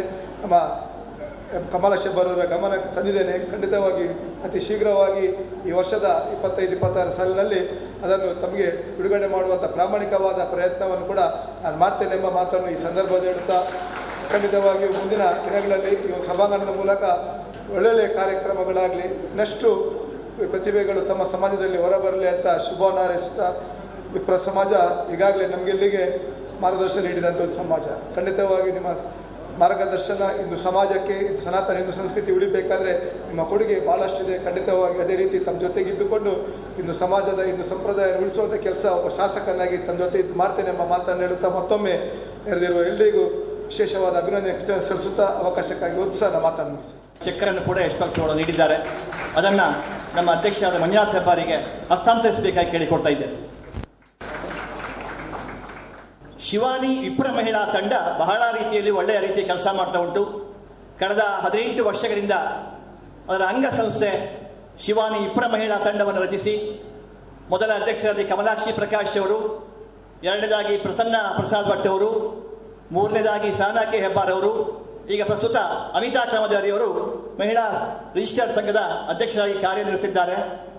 ನಮ್ಮ ವಿಪ್ರ ಸಂಘಕ್ಕೆ ಜೊತೆಯಾಗಿ ಮಹಿಳಾ ತಂಡದವರು ಕೂಡ ಕೆಲಸವನ್ನು ಮಾಡ್ತಾ ಇದ್ದಾರೆ. ಅವರಿಗೆ ಕೂಡ ಅಭಿನಂದನೆ ಸಲ್ಲಿಸುತ್ತಾ ಮುಂದಿನ ಮಾತಿಗಾಗಿ ಈಗಾಗಲೇ ಪ್ರಾಸ್ತಾವಿಕ ಮಾತಿನಲ್ಲಿ ಕೆದಲಾಯರು ಹೇಳಿದಾಗೆ ಈ ಸಭಾಭವನಕ್ಕೆ 5 ಲಕ್ಷ ರೂಪಾಯಿ ದೇಣಿಗೆಯನ್ನು ನೀಡಿದಂಥ ಕರ್ನಾಟಕ ರಾಜ್ಯೋತ್ಸವ ಪ್ರಶಸ್ತಿ ವಿಜೇತರು ದಾನಿಗಳು ಆದಂಥ ಶ್ರೀಯುತ ಮಾರಣಕಟ್ಟೆ ಕೃಷ್ಣಮೂರ್ತಿ ಮಂಜರು ಹೈದರಾಬಾದ್ನಲ್ಲಿ ಸುಪ್ರಭಾತ ಗ್ರೂಪ್ ಆಫ್ ಹೋಟೆಲ್ ಉದ್ಯಮವನ್ನು ಸ್ಥಾಪಿಸಿ 1800ಕ್ಕಿಂತಲೂ ಹೆಚ್ಚು ಜನರಿಗೆ ತನ್ನ ಉದ್ಯೋಗದಲ್ಲಿ ಉದ್ಯೋಗದಾತರಾಗಿದ್ದಾರೆ ಶ್ರೀಯುತ ಮಂಜರು. ಇವರ ಸೇವೆ ಎಲ್ಲ ಕ್ಷೇತ್ರದಲ್ಲಿ ಅಂದರೆ ಸಾಮಾಜಿಕವಿರ್ಬೋದು, ಶೈಕ್ಷಣಿಕ ಇರ್ಬೋದು, ಧಾರ್ಮಿಕ ಇರ್ಬೋದು, ಸಾಂಸ್ಕೃತಿಕವಾಗಿ ತನ್ನನ್ನು ತಾನು ಸಮರ್ಪಿಸಿಕೊಂಡು ಕೆರೆಯ ನೀರನ್ನು ಕೆರೆಗೆ ಚೆಲ್ಲಿ ಎಂಬಂತೆ ವಾರ್ಷಿಕವಾಗಿ ಕೋಟ್ಯಾಂತರ ರೂಪಾಯಿ ಅನುದಾನವನ್ನು ಸಮಾಜಕ್ಕೆ ನೀಡ್ತಾ ಇದ್ದಾರೆ. ಶೈಕ್ಷಣಿಕವಾಗಿ ಹೇಳುವುದಾದರೆ ಕಳೆದ 10 ವರ್ಷಗಳಿಂದ ಸುಮಾರು 9ಕ್ಕಿಂತಲೂ ಹೆಚ್ಚು ಶಾಲೆಯನ್ನು ದತ್ತು ತೆಗೆದುಕೊಂಡು ಆ ಶಾಲೆಯ ಎಲ್ಲ ಮೂಲಭೂತ ಸೌಕರ್ಯವನ್ನು ಶ್ರೀಯುತ ಮಂಜೂರು ನೀಡ್ತಾ ಇದ್ದಾರೆ. ಧಾರ್ಮಿಕವಾಗಿ ಹೆಚ್ಚಿನ ದೇವಸ್ಥಾನಕ್ಕೆ ಜೀರ್ಣೋದ್ಧಾರಕ್ಕೆ ಅನುದಾನ ನೀಡುತ್ತಾ ಕಳೆದ ತಿಂಗಳು ಶ್ರೀ ಕ್ಷೇತ್ರ ಮಂದರ್ತಿಯಲ್ಲಿ 1 ಕೋಟಿ ರೂಪಾಯಿಗಿಂತಲೂ ಹೆಚ್ಚು ಹಣದಲ್ಲಿ ಶೇಷನಾಗ ಎನ್ನುವಂಥ ಮಂಟಪವನ್ನು ಕಟ್ಟಿಸಿಕೊಂಡು ನಿಮಗೆಲ್ಲರಿಗೂ ಕೂಡ ಗೊತ್ತಿರಬಹುದು ಅಂತ ಭಾವಿಸ್ತೇನೆ. ಸಾಂಸ್ಕೃತಿಕವಾಗಿ ಕರ್ನಾಟಕ ಕರಾವಳಿ ಮೈತ್ರಿ ಸಂಘ, ಕರ್ನಾಟಕ ನಾಟ್ಯ ರಂಗ, MG ಮಂಜಾ ಚಾರಿಟೇಬಲ್ ಟ್ರಸ್ಟ್ ಇದರ ಅಧ್ಯಕ್ಷರಾಗಿ ಹಲವಾರು ಸಮಾಜ ಸೇವೆಯನ್ನು ಮಾಡ್ತಾ ಇದ್ದಾರೆ. ಯಕ್ಷಗಾನ ಕಲಾವಿದರಿಗೆ ಅತ್ಯಮೂಲ್ಯವಾದ ಸಹಾಯವನ್ನು ಕೂಡ ನೀಡ್ತಾ ಇದ್ದಾರೆ. ನಮ್ಮ ಸಭಾಭವನಕ್ಕೆ ವೈಯಕ್ತಿಕವಾಗಿ ಸಹಾಯ ಮಾಡಿದ ಶ್ರೀಯುತ ಮಾರಣಕಟ್ಟೆ ಕೃಷ್ಣಮೂರ್ತಿ ಮಂಜರು ನಮಗೆ ಶುಭ ಹಾರೈಸಬೇಕಾಗಿ ಕೇಳಿಕೊಡ್ತಾ ಇದ್ದೇನೆ. ಇದು ಭಾಗ್ಯ, ಇದು ಭಾಗ್ಯ, ಇದು ಭಾಗ್ಯ ಎಂದಂತೆ ಈ ಊರಿಗೆ ಒಂದು ವಿಪ್ರ ಭವನ ಬೇಕಿತ್ತು. ಅದು ಈಗ ಉದ್ಘಾಟನೆಗಾದಿತ್ತು. ಇದು ನಮ್ಮ ಭಾಗ್ಯ. ಹಾಗೆ ಇದನ್ನ ನಮ್ಮ ಶೃಂಗೇರಿ ಮಠದವರು ಬಂದು ಉದ್ಘಾಟನೆ ಮಾಡೋದು ಅಂತ ಹೇಳಿದ್ರೆ ಇದಕ್ಕಿಂತ ದೊಡ್ಡ ಭಾಗ್ಯ ನಮ್ಮ ಬೇಕಿಲ್ಲ. ಯಾಕಂತ ಹೇಳಿದ್ರೆ ಜಗದ್ಗುರು, ಜಗಕ್ಕೆ ಗುರುಗಳಾಗಿದ್ದ ನಮ್ಮ ಶಂಕರ ಮಠದಿಂದ ಶ್ರೀ ಸ್ವಾಮಿಗಳು ಬಂದು ಉದ್ಘಾಟನೆ ಮಾಡ್ತಾ ಇದ್ದಾರೆ. ಇದು ನಮ್ಮ ಭಾಗ್ಯ. ಹಾಗೆ ಬ್ರಾಹ್ಮಣರಿಗೆ ಒಂದು ಮನೆ, ಊಟಕ್ಕೆ 2 ಇದ್ರೂ ತೃಪ್ತಿ ಪಡ್ತಾರೆ. ಇದೆಲ್ಲ ಬೇಕಿಲ್ಲ. ಆದರೆ ಇದನ್ನ ಇವತ್ತು ನೀವು ಊರಿನವರೆಲ್ಲ ಸೇರಿ ಮಾಡಿದ್ರಲ್ಲ, ಇದು ನಮ್ಮ ಭಾಗ್ಯ. ಇದು ನಾವು ಭಾಗ್ಯ ಅಂತ ಹೇಳ್ತೇವೆ. ಇವತ್ತು ನಮ್ಮ ಮಂಜುನಾಥ್ ಹೆಬ್ಬಾರು ನಿಜವಾಗಿ ಸುಖವಾಗಿ ನಿದ್ರೆ ಮಾಡ್ಬೋದು. ಯಾಕೆಂದರೆ ಒಂದು ತಾಯಿ 9 ತಿಂಗಳು ಮಗುವನ್ನು ಹೊತ್ತು ಒಳ್ಳೆ ಒಂದು ಹೆರಿಗೆಯಾಗಿ ಸುಂದರವಾದ ಮಗು ನೋಡಿದರೆ ಎಷ್ಟು ಸಂತೋಷ ಆಗುತ್ತೋ ಅಷ್ಟು ಸಂತೋಷ ಇವತ್ತು ನಮಗೆ ಮಂಜುನಾಥ್ ಹೆಬ್ಬಾರಿಗೆ ಆಗಿರ್ಬೋದು. ಯಾಕಂತ ಹೇಳಿದ್ರೆ ಇಷ್ಟೊಳ್ಳೆ ಒಂದು ಅವರು ಅಂದ್ಕೊಂಡಕ್ಕಿಂತ ಉನ್ನತ ಮಟ್ಟದಲ್ಲಿ ಈ ಒಂದು ಸಭಾಭವನ ಬಂದಿದೆ. ಇವತ್ತು ಇದು ಯಾವತ್ತೇ ಆಗಬೇಕಿತ್ತು. ಅದರಲ್ಲೂ ಇದರ ಹೆಸರೇನು, ಸೂರಾಲು ವಲಯ ಅಂತ. ಸೂರಾಲ್ ಅಂದ್ರೆ ಏನು? ಅರಮನೆಯ ವಲಯ. ಇದು ಯಾವತ್ತೂ ಈ ಅರಮನೆಯ ವಲಯ ಅರಮನೆಯಾಗೆ ಪ್ರಜ್ವಲಿಸಬೇಕಿತ್ತು. ಯಾವುದೋ ಕಾರಣ, ಯಾಕಂದ್ರೆ ಬೇರೆ ಯಾವ ಸಂಘಟನೆ ಆಗಿದ್ರೆ ಉನ್ನತ ಮಟ್ಟದಲ್ಲಿ ಯಾವತ್ತೂ ಆಗಿ ಹೋಗ್ತಿತ್ತು. ನಾವು ಬ್ರಾಹ್ಮಣರು ಹೇಳ್ತಿರೋದು ಒಂದೇ. ಯಾಕಂತ ಹೇಳಿದ್ರೆ ಎಲ್ಲ ಸಂಘಟನೆಗಳು ಯಾವತ್ತೂ ಒಂದಾಗಿದ್ದಾರೆ. ನಾವು ಜ್ಞಾನ ಉಳ್ಳವರು ದೇಶಕ್ಕೆ, ಆದರೆ ನಮ್ಮದಲ್ಲಿ ಬಂದಾಗ ನಮ್ಮಲ್ಲಿ ಜ್ಞಾನ ಕ್ಷೀಣಿಸ್ತದೆ. ನಾವು ಒಂದಾಗೋದು ಕಷ್ಟ. ಯಾಕಂದ್ರೆ ಯಾಕಪ್ಪ, ಸಾಕು, ಇದ್ದದ್ದೇ ಸಾಕು, ತೃಪ್ತಿ, ಅಲ್ಪತೃಪ್ತರು ನಾವು. ದೊಡ್ಡದು ಯಾಕೆ? ಬೇರೆಯವ್ರು ಹಾಗಲ್ಲ. ಬೇರೆ ಸಂಘಟನೆ ನೋಡಿ ಯಾವತ್ತೂ ದೊಡ್ಡ ಮಟ್ಟದಲ್ಲಿ ಹೋಗಿಬಿಟ್ಟಿದೆ. ನಾವು ಇವತ್ತು ಎಲ್ಲ ಒಂದೊಂದು ಕಡೆ ಸಂಘಟನೆಗಳು ಮಾಡಿ ಹೀಗೆ ಸೂರಾಲ ವಲಯ, ಬೇರೆ ಬೇರೆ ವಲಯ, ನಮ್ಮ ಸಂದೀಪ್ ಭಟ್ರು ಇದ್ದಾರೆ, ಮಂಜರು, ಎಲ್ಲರೂ ರಘುಪತಿ ಭಟ್ರಿದ್ದಾರೆ, ಎಲ್ಲರೂ ಸೇರಿ ಒಂದು ಒಳ್ಳೊಳ್ಳೆ ಒಂದು ಸಂಘಟನೆಗಳಿಗೆ ಆಗ್ತಾ ಇದೆ. ಆದರೆ ಇದು ಯಾವತ್ತೂ ಬೇಕಿತ್ತು ನಮಗೆ. ಈ ಊರಿನಲ್ಲಿ ಒಂದು ಒಳ್ಳೆ ಸಭಾಭವನ ಇದ್ದಿಲ್ಲ. ಇವತ್ತು ಇದನ್ನು ಎಲ್ಲರೂ, ನೀವು ಸಭಾಭವನಕ್ಕೆ ನೀವು ಎಲ್ಲರೂ ಕೈ ಜೋಡಿಸಿದ್ರೆ ಮಾತ್ರ ಇದು ನಾಳೆ ಉನ್ನತ ಮಟ್ಟಕ್ಕೆ ಹೋಗ್ತದೆ. ಇವತ್ತು ಇಲ್ಲಿಗೆ ಮಾಡಿ ಒಂದು ಒಳ್ಳೆ ರೀತಿಯಿಂದ ಉದ್ಘಾಟನೆ ಮಾಡಿ ನಾಳೆ ಬದಿ ನೀವು ಮುಖ ಆಗದೆ ನೋಡಿದಿದ್ರೆ ಇದು ಒಳ್ಳೆ ರೀತಿಯಿಂದ ನಡೆಯೋದು ಕಷ್ಟ. ಹಾಗಾಗಿ ನೀವು ಇವತ್ತು ಎಷ್ಟು ಸಹಕಾರ ಕೊಟ್ಟಿದ್ರು ನಾಳೆ ಕೂಡ ಸಣ್ಣ ಸಣ್ಣ ಕಾರ್ಯಕ್ರಮ ಇರ್ಬೋದು, ಸತ್ಯನಾರಾಯಣ ಕಥೆ ಇರ್ಬೋದು, ಗಣಚೌತಿ ಗಣಪತಿ ಹಬ್ಬ ಇರ್ಬೋದು, ಗಣಹೋಮಗಳಿರ್ಬೋದು, ಏನಾದರೂ ಒಂದು ನೀವು ಕಾರ್ಯಕ್ರಮ ಮಾಡುವಾಗ ಇದು ನಮ್ಮದೊಂದು ಹಾಲಿದೆ, ನಾವು ಇಲ್ಲಿ ಮಾಡೋಣ ಸಾರ್ವಜನಿಕ ಆಗಿ ಎಂದು ಅಂದುಕೊಂಡ್ರೆ ಇದೊಂದು ಮಾಡಲಿಕ್ಕೆ ಆಗುತ್ತೆ. ಹಾಗಾಗಿ ಈ ಒಂದು ಒಳ್ಳೆ ರೀತಿಯಿಂದ ಈ ಕಾರ್ಯಕ್ರಮ ಮಾಡಿದ್ದೀರಿ. ಎಲ್ಲರೂ ನೀವು ಸೇರಿದ್ದೀರಿ. ಹಾಗೆ ಸ್ವಾಮಿಗಳು ಬಂದು ಈಗ ಅವರ ಒಂದು ಆಶೀರ್ವಚನ ಆಡ್ತಾರೆ ಅಂತ ಹೇಳ್ತಾ ಈ ಒಂದು ಕಾರ್ಯಕ್ರಮಕ್ಕೆ ಕರೆದು, ನಾನು ಎಲ್ಲಿಗೂ ಯಾವ ಸಭಾ ಕಾರ್ಯಕ್ರಮಕ್ಕೂ ಹೋಗೋದು ತುಂಬ ಕಡಿಮೆ. ಯಾಕಂತ ಹೇಳಿದ್ರೆ ಈಗ ನೋಡಿ, ನಾನು ಭಾಷಣಕ್ಕಿಂತ ಹೆಚ್ಚಿಗೆ ನನ್ನ ಒಂದು ಹೆಸರನ್ನು ಅಷ್ಟುದ್ದ ಅವರು ಹೇಳಿದರು. ಯಾಕೆ ದಾನ ಮಾಡುವವರಿಗೆ ಅಡ್ವರ್ಟೈಸ್ಮೆಂಟ್ ಬೇಕಿಲ್ಲ, ಆ ದಾನ ಮಾಡಿ ಏನಾದರೂ ಆಸೆ ಪಡುವವನಿಗೆ ಅಡ್ವರ್ಟೈಸ್ಮೆಂಟ್ ಬೇಕು. ಯಾಕಂದರೆ ನಾಳೆ ಏನಾದರೂ ಒಂದು ಸರ್ಕಾರದಿಂದ ಕೆಲಸ ತಗೊಳ್ಳೋದಿದ್ರು ಅಥವಾ ನಾನೇನಾದರೂ ಒಂದು ಹುದ್ದೆಗೆ ಹೋಗೋದಿದ್ರು ಅದಕ್ಕೆ ಆವಾಗ ಅಡ್ವರ್ಟೈಸ್ಮೆಂಟು. ನನಗೆ ಯಾವುದು ಬೇಡ, ನಾವು ಯಾವತ್ತೂ ನನ್ನ ಜೀವನ ಪರ್ಯಂತ ರಾಜಕೀಯಕ್ಕೆ ಹೋಗೋದಿಲ್ಲ, ಮತ್ತು ಯಾವ ಒಂದು ಸರ್ಕಾರದಿಂದ ನಾನು ಅನುದಾನ ತಗೊಳ್ಳೋದಿಲ್ಲ. ಹಾಗಾಗಿ ನನಗೆ ಈ ದಾನದ ಅಡ್ವರ್ಟೈಸ್ಮೆಂಟ್ ಬೇಡ. ಆದರೆ ನಾನು ಸಭೆಗೂ ಬರೋದು ತುಂಬ ಕಡಿಮೆ. ಬಂದರೆ ಮಾಣಕಟ್ಟೆ ಕೃಷ್ಣಮೂರ್ತಿ ಮಂಜ ಇಷ್ಟೇ ಸಾಕು ನನ್ನ ಹೆಸರು, ಉಳಿದು ಯಾವುದೂ ನಂಗೆ ಬೇಕಿಲ್ಲ. ಯಾಕಂತ ಹೇಳಿದರೆ ನಿಮಗೆಲ್ಲ ಗೊತ್ತಿದೆ, ದನ 4 ಮೊಲೆ ಇರುತ್ತೆ. ದನದ ಕರಿಗೆ ನಾವು ಒಂದೇ ಮೊಲೆ ಬಿಡ್ತೇವೆ, 3 ಮೊಲೆ ನಾವೇ ಉಣ್ತೇವೆ. ಹಾಗೆ ನಾವು ಸಂಪಾದನೆ ಮಾಡಿದ್ದು 1 ಮೊಲೆ ಮಾತ್ರ ನಾನು ಕೊಡ್ತಿರೋದು, 3 ಮೊಲೆ ನಾನೇ ಊಟ ಮಾಡ್ತಾ ಇದ್ದೇನೆ. ಹಾಗಾಗಿ ಇದು ನಿರಂತರ ಬತ್ತಬಾರ್ದು, ಈ ಮೊಲೆ ನಿರಂತರ ಹಾಲು ಕೊಡುವಂತಾಗಲಿ ಅಂತ ನಿಮ್ಮೆಲ್ಲರ ಹತ್ರ ಆಶೀರ್ವಾದ ಬೇಡ್ತಾ ನಾನು ಮಾತು ಮುಗಿಸ್ತೇನೆ. ಮಂಜಾತ್ ಹೆಬ್ಬಾರರು ಹಿರಿಯರು, ಭಾಳ ಹಿರಿಯರು, ಸಾಕಷ್ಟು ಸಾಮಾಜಿಕವಾದಂಥ ಕಾರ್ಯಕ್ರಮಗಳಲ್ಲಿ ನೇತೃತ್ವ ವಹಿಸೋರು. ಅವರ ಒಂದು ಕರ್ತೃತ್ವ ಶಕ್ತಿಯಿಂದ ಮತ್ತು ಇಚ್ಛಾಶಕ್ತಿಯಿಂದ ಎಲ್ಲ ಸಮಾಜದವರು ಒಟ್ಟಿಗೆ ಸೇರಿಕೊಂಡು ಇವತ್ತು ಒಂದು ಒಳ್ಳೆಯ ಸಮುದಾಯ ಭವನ ಇವತ್ತು ನಿರ್ಮಾಣ ಆಗಿದೆ. ಇದು ಇಡೀ ಸಮಾಜಕ್ಕೆ ಒಂದು ಹೆಮ್ಮೆ ತರುವಂಥ ವಿಷಯ. ಇವತ್ತು ಇಲ್ಲಿಯ ಸಂಘಟನೆ ಪ್ರಾರಂಭ ಆಗಿ 29 ವರ್ಷ ಆಯಿತು ಅಂತ ಹೇಳಿದರು. ಇವತ್ತು ಉಡುಪಿಯಲ್ಲಿ ನೀವು ನೋಡಿದರೆ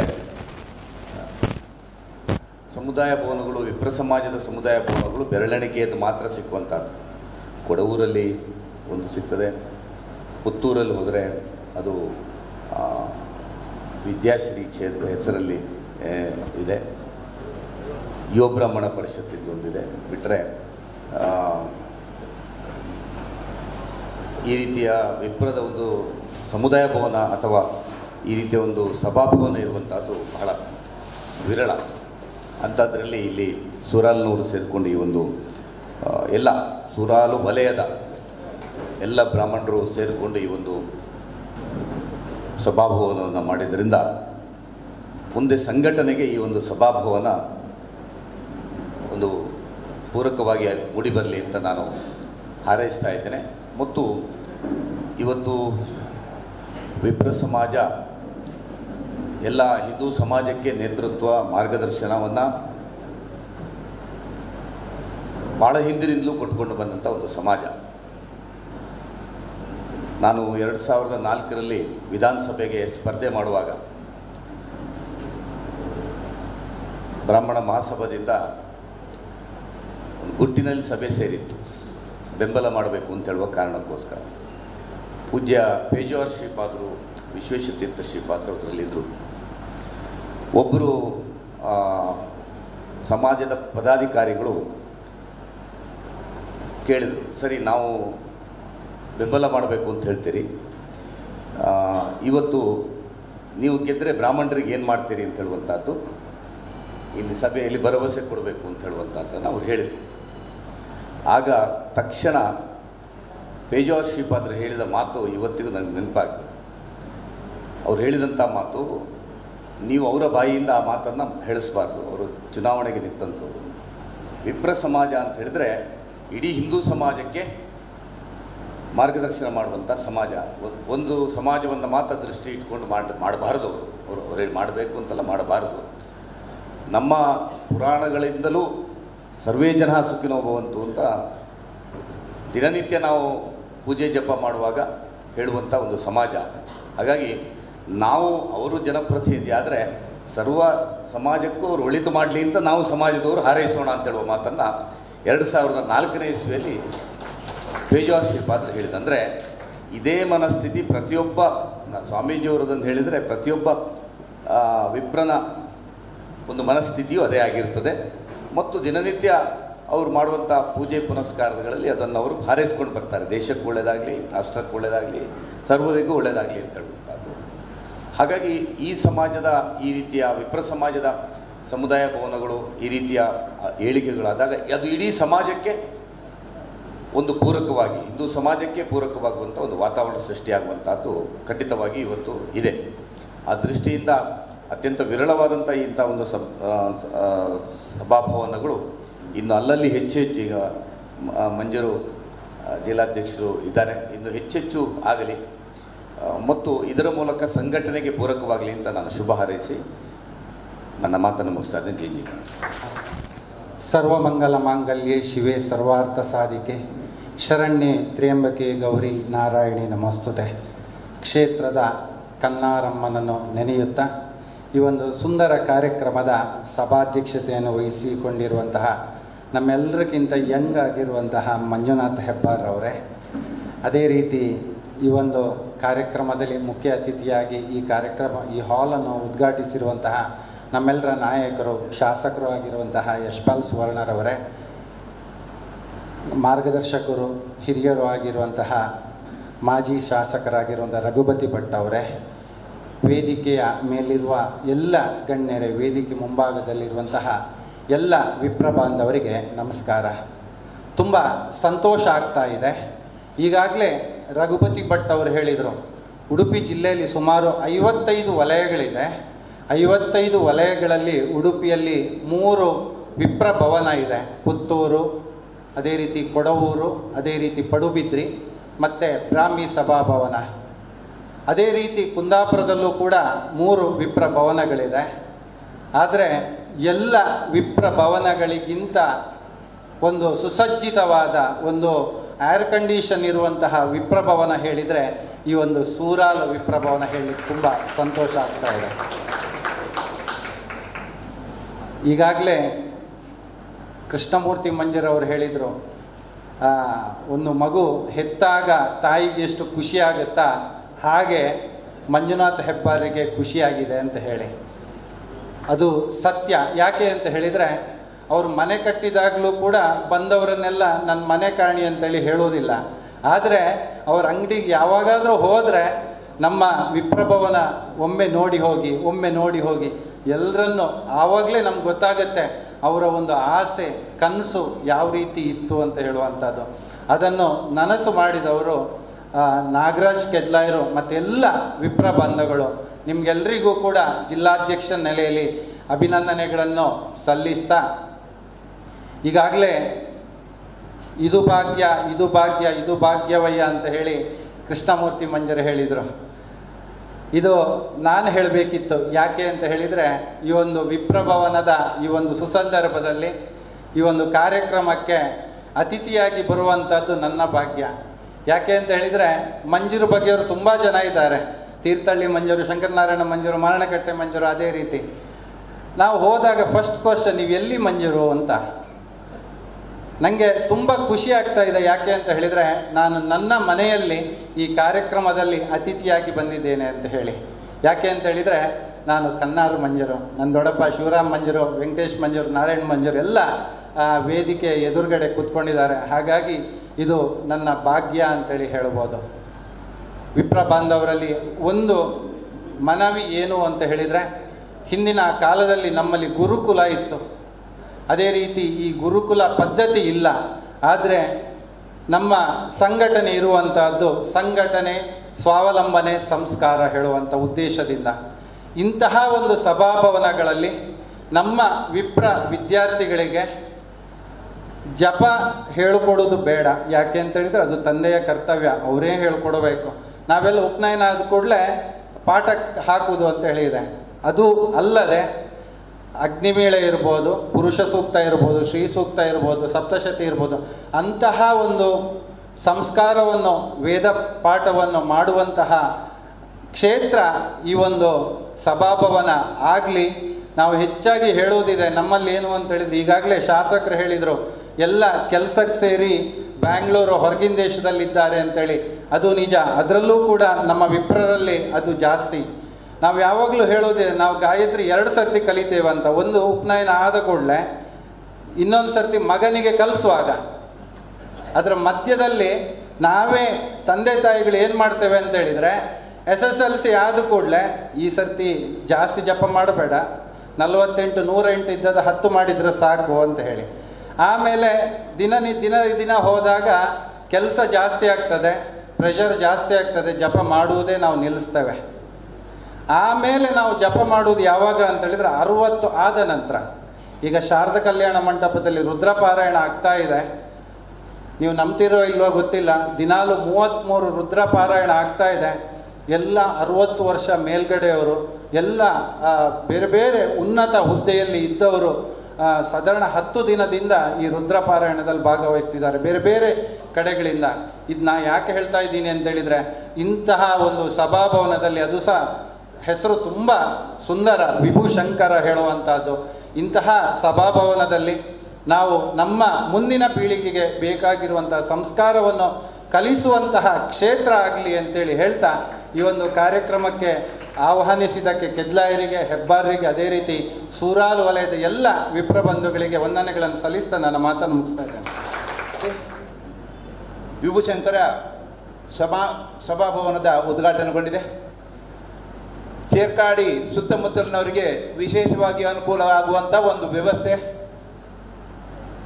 ಈ ಹಿಂದೆ ಇಲ್ಲಿ ಎಲ್ಲೂ ಹಾಲ್ ಅಂತ ಇರಲಿಲ್ಲ, ಸಭಾಭವನ ಅಂತ ಇರಲಿಲ್ಲ.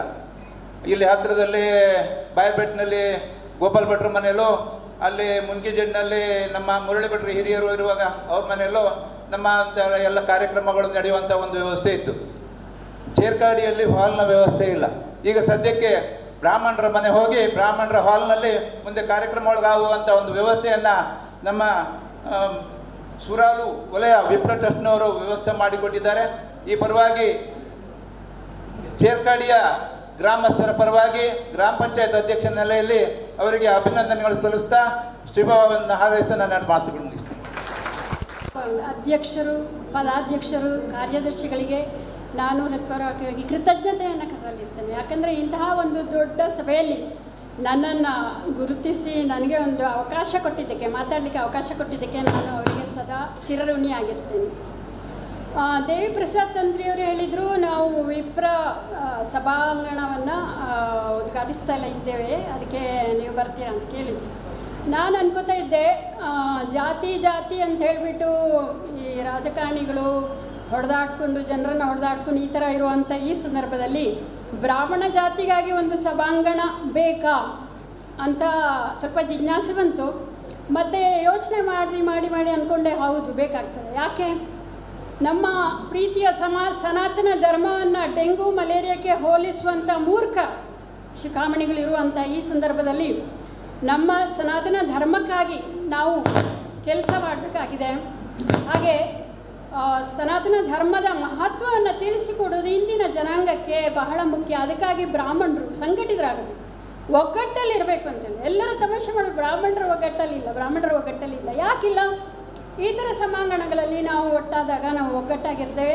ಒಗ್ಗಟ್ಟಿನಲ್ಲಿ ಬಲ ಇದೆ, ಯಾರೇನು ಮಾಡಲಿಕ್ಕಾಗಲ್ಲ ನಮಗೆ. ಹೀಗೆ ಆದ್ದರಿಂದ ಯಾವ ದುಷ್ಟಶಕ್ತಿಗಳು ನಮ್ಮನ್ನು ಭೇದಿಸ್ಲಿಕ್ಕಾಗಲ್ಲ. ನಾವು ಒಗ್ಗಟ್ಟಾಗಿ ದುಡಿದ್ರೆ, ನಾವು ಬರೀ ನಮ್ಮ ಬಗ್ಗೆ ಮಾತ್ರ ಯೋಚನೆ ಮಾಡಬಾರ್ದು, ನಾವು ಮೇಲೆ ಬರಬೇಕು, ಬೇರೆಯವರನ್ನು ಮೇಲೆ ತರಬೇಕು.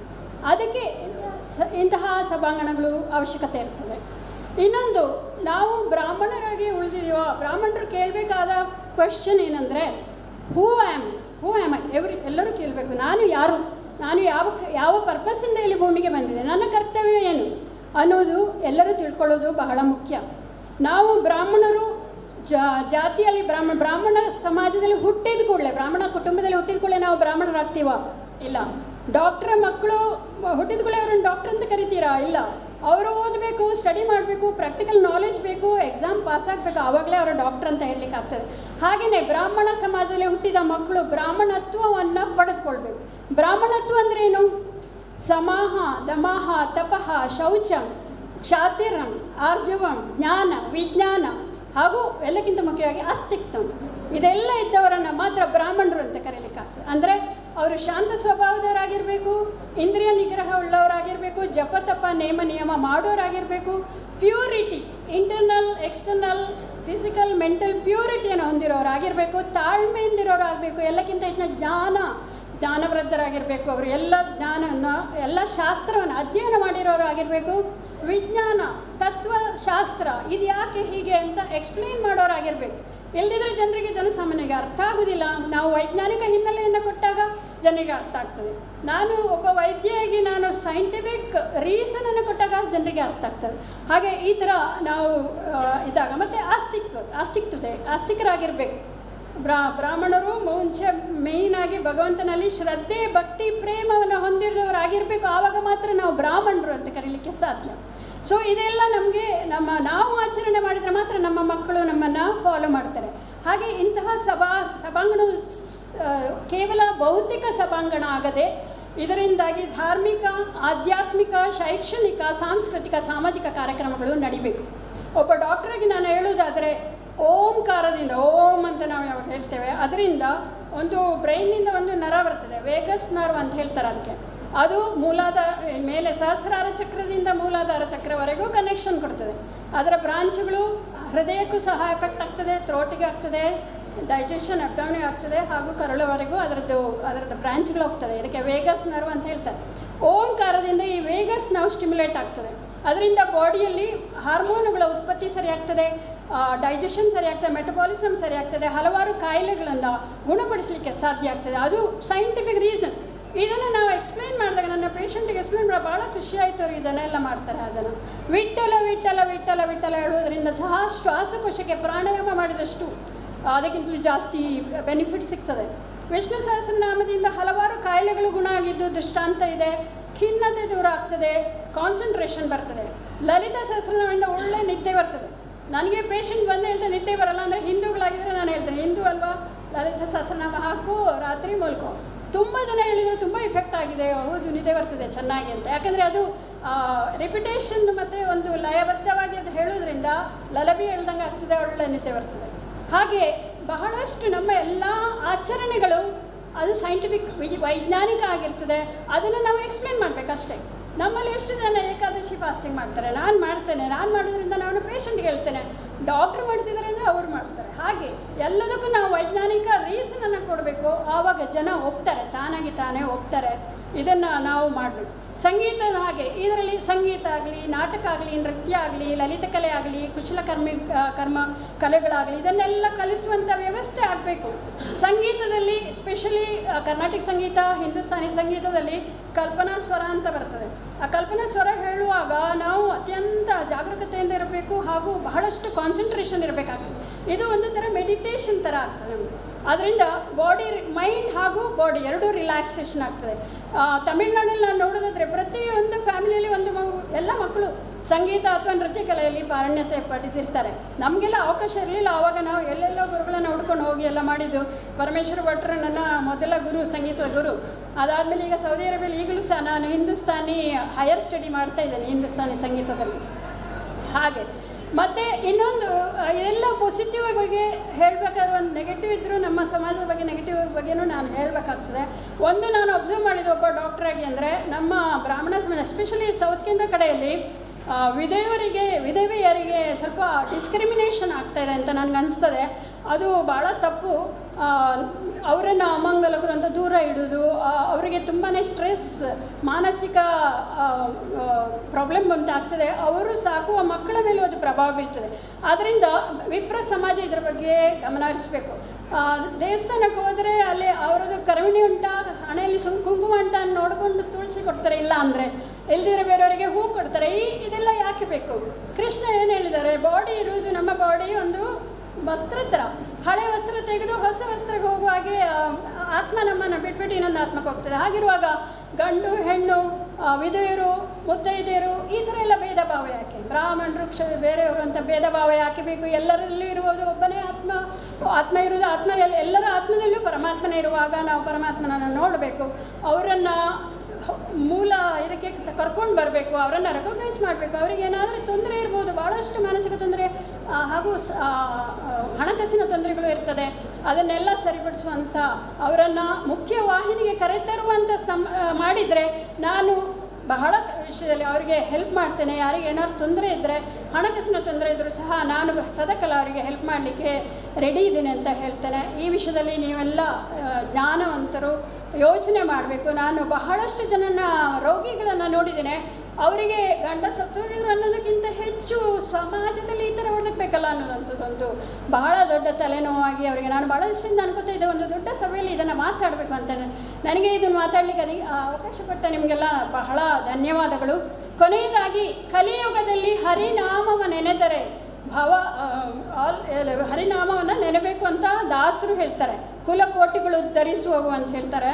ಹಾಗೆ ನಾನೊಂದು ಸಣ್ಣ, ನಾನೇ ಬರೆದಿರೋದು ಒಂದು ಸಣ್ಣ 3 ಲೈನ್ ಹಾಡು ಹೇಳಿ ಮುಗಿಸ್ತೇನೆ. ಭಕ್ತಿ ಮಾರ್ಗದಿ ನಡೆದು ಮುಕ್ತಿಧಾಮವ ಸೇರೋ ಶಕ್ತಿಯನ್ನು ನೀಡು ಕರುಣಾಳು ಕೃಷ್ಣ. ಭಕ್ತಿ ಮಾರ್ಗದಿ ನಡೆದು ಮುಕ್ತಿಧಾಮವ ಸೇರೆ ಶಕ್ತಿಯನ್ನು ನೀಡು ಕರುಣಾಳು ಕೃಷ್ಣ. ಒಂದು ಹೂವಿನ ತೆರದಿ ನಿನ್ನ ಪಾದಕ್ಕೆ ಎರಗಿ ಧನ್ಯಳಾಗುವ ಬಯಕೆ ಕರುಣಿಸು ನೀ ಕೃಷ್ಣ. ಒಂದು ಹೂವಿನ ತೆರದಿ ನಿನ್ನ ಪಾದಕ್ಕೆ ಎರಗಿ ಧನ್ಯಳಾಗುವ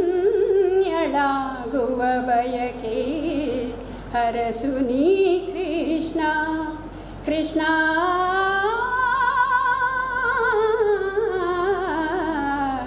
ಕೃಷ್ಣ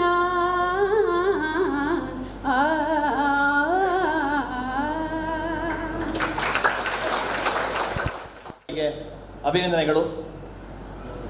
ಸುಮಾರು 15 ವರ್ಷಗಳಿಂದ ಹೆಚ್ಚು ಕಾಲ ಸೂರಾಲು ವಲಯ ಬ್ರಾಹ್ಮಣ ಸಂಘದ ಅಧ್ಯಕ್ಷರಾಗಿ ಕಾರ್ಯನಿರ್ವಹಣೆ ಮಾಡುವವರು ಶ್ರೀಯುತ ಕೆ ಮಂಜುನಾಥ್ ಹೆಬ್ಬಾರ್ ಅವರು.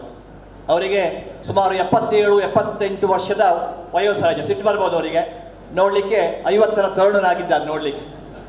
ಅವರು ಅಧ್ಯಕ್ಷರಾದ ಮೇಲೆ ನಮ್ಮ ವಲಯದಲ್ಲಿ ಸುಜ್ಞಾನ ನಿಧಿ ಎನ್ನುವಂಥ ಒಂದು ಟ್ರಸ್ಟನ್ನು ಸ್ಥಾಪಿಸಿ ನಮ್ಮ ಸಮಾಜದ ಇಂಜಿನಿಯರಿಂಗ್ ಮತ್ತು ವೈದ್ಯಕೀಯ ಶಿಕ್ಷಣ ಕಲಿಯೋರಿಗೆ 15 ವರ್ಷ ಹಿಂದೆ ವಿದ್ಯಾರ್ಥಿಗಳಿಗೆ ನಮ್ಮ ಸಮಾಜದಿಂದ ಸ್ಕಾಲರ್ಶಿಪ್ ನೀಡುವಂಥ ಕಾರ್ಯಕ್ರಮವನ್ನು ಮಾಡಿದರು. 10,000, 20,000, 30,000 ರೂಪಾಯಿವರೆಗೆ. ಈ ಸಭಾಭವನದ ಉದ್ಘಾಟನೆಯಿಂದ ಹೆಬ್ಬಾರಿಗೆ ಎಷ್ಟು ಖುಷಿಯಾಗಿದೋ ಅದಕ್ಕಿಂತ 1 ಪಟ್ಟು ಜಾಸ್ತಿ ಅವರ ಧರ್ಮಪತ್ನಿ ನಾಗರತ್ನ ಹೆಬ್ಬಾರಿಗಾಗಿದೆ. ತನ್ನ ಪತಿಯ ಅಧ್ಯಕ್ಷತೆಯ ಜವಾಬ್ದಾರಿಯಲ್ಲಿ ಸಭಾಭವನ ಆಗಬೇಕಂತ ಬಹಳ ದಿನದ ಆಸೆ ಅವರದ್ದು. ಶಿವಾನಿ ಇಪ್ಪರ ಮಹಿಳಾ ತಂಡದ ಎಲ್ಲ ಸದಸ್ಯರು ನಾಗರತ್ನ ಹೆಬ್ಬಾರನ್ನ ನಾಗರತ್ನ ಹೆಬ್ಬಾರರು ಅಂತ ಕರೆದಿಲ್ಲ, ಅಮ್ಮ ಅಂತ ಕರೆಯುವುದು. ಹಾಗಾಗಿ ಈ ಸಭಾಭವನದಲ್ಲಿ ಹೆಬ್ಬಾರರ ಪರಿಶ್ರಮ ಎಷ್ಟುಂಟೋ ಅದಕ್ಕಿಂತ 1 ಪಟ್ಟು ಜಾಸ್ತಿ ನಾಗರತ್ನ ಹೆಬ್ಬಾರ ಪರಿಶ್ರಮ ಉಂಟು ಅಂತ ಹೇಳ್ತಾ ಇದ್ದೇನೆ. ಇಂದಿನ ಸಭಾಭವನದ ಕಾರ್ಯಕ್ರಮದ ಅಧ್ಯಕ್ಷ ಸ್ಥಾನವನ್ನು ವಹಿಸಿಕೊಂಡಂತ ಇನ್ನೊಂದು ವಿಷಯ ಹೇಳಲೇಬೇಕು. 8 ಗ್ರಾಮದ ಪ್ರತಿಯೊಬ್ಬ ಬ್ರಾಹ್ಮಣ ಮನೆಗೆ ಮಂಜುನಾಥ ಹೆಬ್ಬಾರರು ಭೇಟಿ ಕೊಟ್ಟಿದ್ದರು. ಇಂಥ ರೀತಿಯ ಕಾರ್ಯಕ್ರಮವನ್ನು ಮಾಡದೇ ಇದ್ದೇನೆ ಅಂತ. ಎಂಥ ಮಳೆಗಾಲದಲ್ಲಿಯೂ ಕೂಡ ಒಂದು ಮನೆಯನ್ನು ಬಿಡದೆ ಯಾರಿಗೂ ಕೂಡ ಇಂತಿಷ್ಟು ಹಣ ಕೊಡಬೇಕೆನ್ನುವಂಥ ಬೇಡಿಕೆ ಇರಲಿಲ್ಲ. ನಮ್ಮ ವಲಯದಲ್ಲಿ ಇಂಥ ಸಭಾಭವನ ಆಗ್ತದೆ ಅಂತ ಹೇಳುವಂಥ ರೀತಿಯಲ್ಲಿ ಪ್ರತಿ ಮನೆ ಕೂಡ ಭೇಟಿ ಕೊಟ್ಟದ್ದು ಅವ್ರದ್ದು ದೊಡ್ಡ ಸಾಹಸ ಅಂತ ಹೇಳ್ತಾ, ನಿಮಗೆಲ್ಲರಿಗೂ ಈ ಕಾರ್ಯಕ್ರಮವನ್ನು ಮಾಡಲಿಕ್ಕೆ ಸಹಾಯ ಮಾಡಿದವರಿಗೆ ಅಭಿನಂದನೆಯನ್ನು ಹೇಳಲಿಕ್ಕಿದ್ದಾರೆ ತನ್ನ ಅಧ್ಯಕ್ಷೀಯ ಭಾಷಣದಲ್ಲಿ.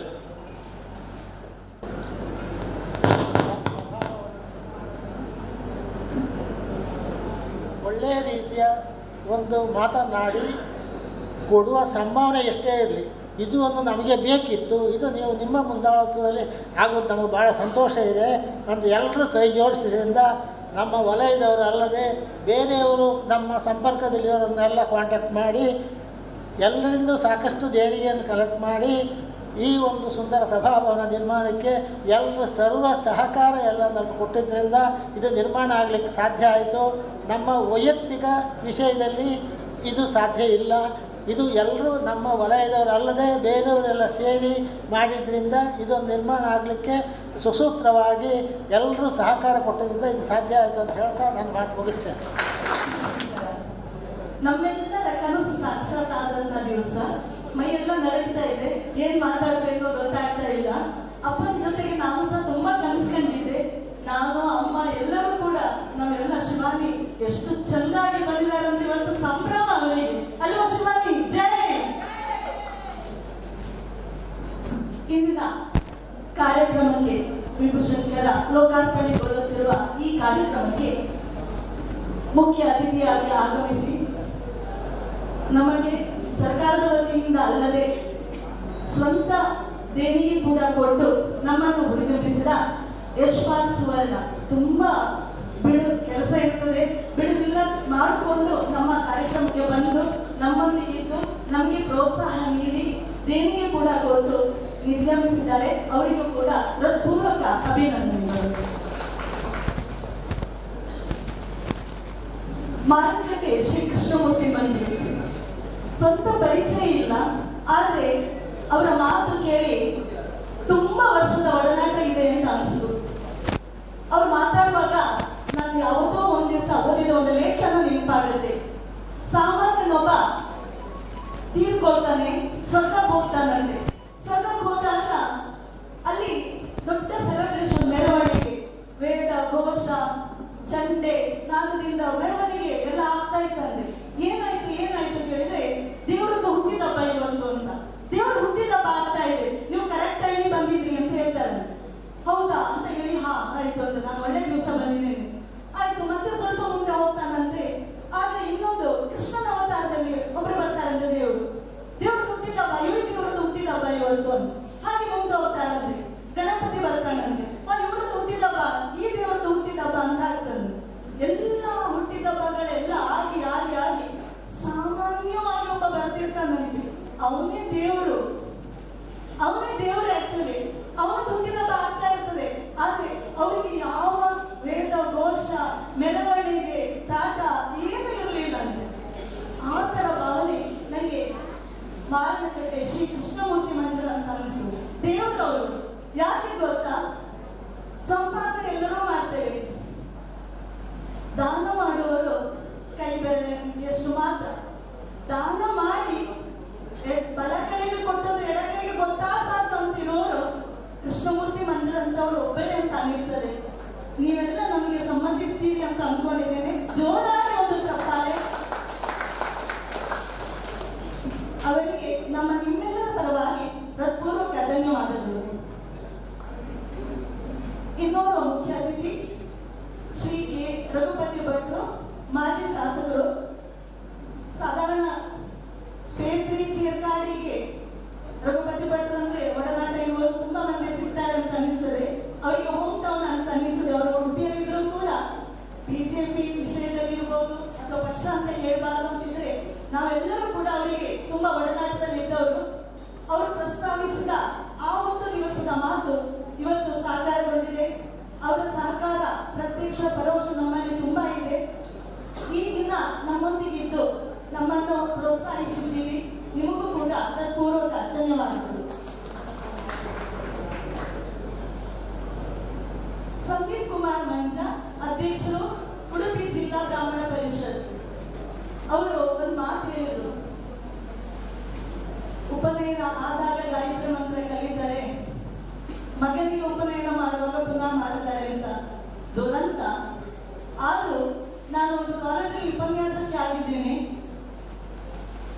ನನಗೆ ಗಂಡು ಮಕ್ಕಳು ಸ್ವಲ್ಪ ಪ್ರೀತಿ ಜಾಸ್ತಿ. ಅದರಲ್ಲಿಯೂ ಕೂಡ ಬ್ರಾಹ್ಮಣರು ಗಂಡು ಮಕ್ಕಳು ಬಂದು ತುಂಬಾ ತುಂಟತನ ತೋರಿಸಿದ್ರೆ ನನ್ನ ಎದುರಿಗೆ 108 ಗಾಯತ್ರಿ ಹೇಳಿ ಹೋಗು ಅಂತ ಹೇಳುದು. ಯಾಕಂತ ಹೇಳಿದ್ರೆ ಅದರಲ್ಲಿ ಇರುವ ಶಕ್ತಿ ನಾವು ಯಾರಿಂದಲೂ ಪಡೆಯಲಿಕ್ಕೆ ಸಾಧ್ಯ ಇಲ್ಲ. ಯಾವ ಮಾರ್ಕೆಟ್ ಅಲ್ಲಿ ಮಾಡ್ಲಿಕ್ಕಾಗುದಿಲ್ಲ, ಯಾವ ಮೆಡಿಟೇಷನ್ ಅಲ್ಲಿ ಕೂಡ ಸಿಗುದಿಲ್ಲ. ತುಂಬಾ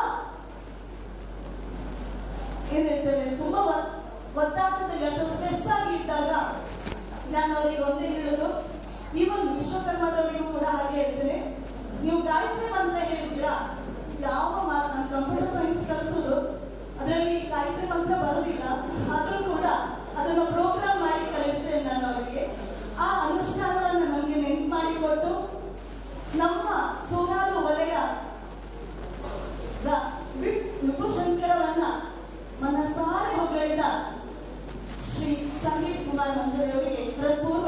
ಧನ್ಯವಾದಗಳು. ಗ್ರಾಮ ಪಂಚಾಯತ್ ಲೆವೆಲಲ್ಲಿ ನಮಗೆ ಎಲ್ಲ ರೀತಿಯ ಅನುಕೂಲ ನಡೆಸಿಕೊಟ್ಟು ಮುಂದೆ ಸಮಾಜ ಬಾಂಧವರಿಗೂ ಬೇರೆಯವರಿಗೂ ಕೂಡ ಈ ಹಾಲ್ ತುಂಬಾ ಅನುಕೂಲ ಮಾಡಿಕೊಡ್ತದೆ ಅಂತ ಹೇಳಿ ಹಾರೈಸಿದ ಅಧ್ಯಕ್ಷರು ಶ್ರೀ ಚೇರ್ಕಾಡಿ ಗ್ರಾಮ ಪಂಚಾಯತ್ ಶ್ರೀ ನಾರಾಯಣ ನಾಯ್ಕ ಅವರಿಗೂ ಕೂಡ ಹೃತ್ಪೂರ್ವಕ ಧನ್ಯವಾದಗಳು. ಸಸ್ಯಗಳ ಬಗ್ಗೆ ಮಾತಾಡ್ತಾರೆ ನಮ್ಮ ಮಂಜುನಾಥ್ ಗೌಡಿ ಅವರು. ನಮ್ಮ ಗ್ರೂಪ್ ಅಲ್ಲಿ ಎಲ್ಲಾ ಸಸ್ಯದ ಬಗ್ಗೆ ತಿಳಿಸ್ತಾರೆ ನಮ್ಮ ಮಂಜುನಾಥ್ ಗೌಡಿ ಅವರು. ಹಾಗಾಗಿ ಅವರು ನಮ್ಮೊಡನೆ ಮಾತು ಕಮ್ಮಿ ಆದರೂ ಕೂಡ ಅವರ ಉಪಸ್ಥಿತಿ ನಮಗೆಲ್ಲರಿಗೂ ಕೂಡ ಶಕ್ತಿ. ನಿಮಗೂ ಕೂಡ ಹೃತ್ಪೂರ್ವಕ ಧನ್ಯವಾದಗಳು. ರಾಗಿಣಿ ಅಕ್ಕ ಹುಟ್ಟೂರ ಡಾಕ್ಟ್ರು. ಆ ಕಾಲದಲ್ಲಿ ಡಾಕ್ಟ್ರು ಓದದಂತ ಹೇಳಿದ್ರೆ ತುಂಬಾ ಹುಷಾರಿದ್ದವರು ಅಂತ. ಯಾವುದೇ ತರದ ಟ್ಯೂಷನ್ ಇರಲಿಲ್ಲ, ಸ್ವಂತ ಪ್ರಯತ್ನ, ಅದರಲ್ಲಿಯೂ ಕೂಡ ಕನ್ನಡ ಮೀಡಿಯಂ ಅಲ್ಲಿ ಕಲಿತು ಈಗಿನ ತರದ ಭರಾಟೆ ಇಲ್ಲದ ಯುಗದಲ್ಲಿ ವಿದ್ಯಾಭ್ಯಾಸ ಮುಗಿಸಿ ವಿದೇಶದಲ್ಲಿ ಒಂದು ಪ್ರಖ್ಯಾತ ಡಾಕ್ಟರ್ ಪ್ರವೃತ್ತಿಯನ್ನು ನಡೆಸ್ತಾ ಇದ್ದಾರೆ. ನಮ್ಮ ಊರಿಗೆ ಬಂದಿದ್ದಾರೆ, ನಮಗೆ ಸಹಕಾರ ಕೊಟ್ಟಿದ್ದಾರೆ. ಆಮೇಲೆ ಎಲ್ಲರಿಗೂ ಕೂಡ ಕಿವಿ ಮಾತು ಹೇಳಿದ್ದಾರೆ ಬ್ರಾಹ್ಮಣತ್ವ ಅಂದ್ರೆ ಏನು ಅಂತ. ಅವರಿಗೂ ಕೂಡ ಹುಟ್ಟೂರ ನಿಮ್ಮೆಲ್ಲರಿಂದ ಹೃತ್ಪೂರ್ವಕ ಧನ್ಯವಾದಗಳು. ಹಲವಾರು ವಿಪ್ರ ಸಂಘದಿಂದ ಗಣ್ಯರು ಬಂದಿದ್ದೀರಿ. ಹಲವಾರು ಮಂದಿಗೆ ನನಗೆ ಪರಿಚಯ ಇದೆ, ಸ್ವಾಗತಿಸಿದ್ದೇನೆ. ಅವರಿಗೂ ಕೂಡ ಹೃತ್ಪೂರ್ವಕ ಧನ್ಯವಾದಗಳು.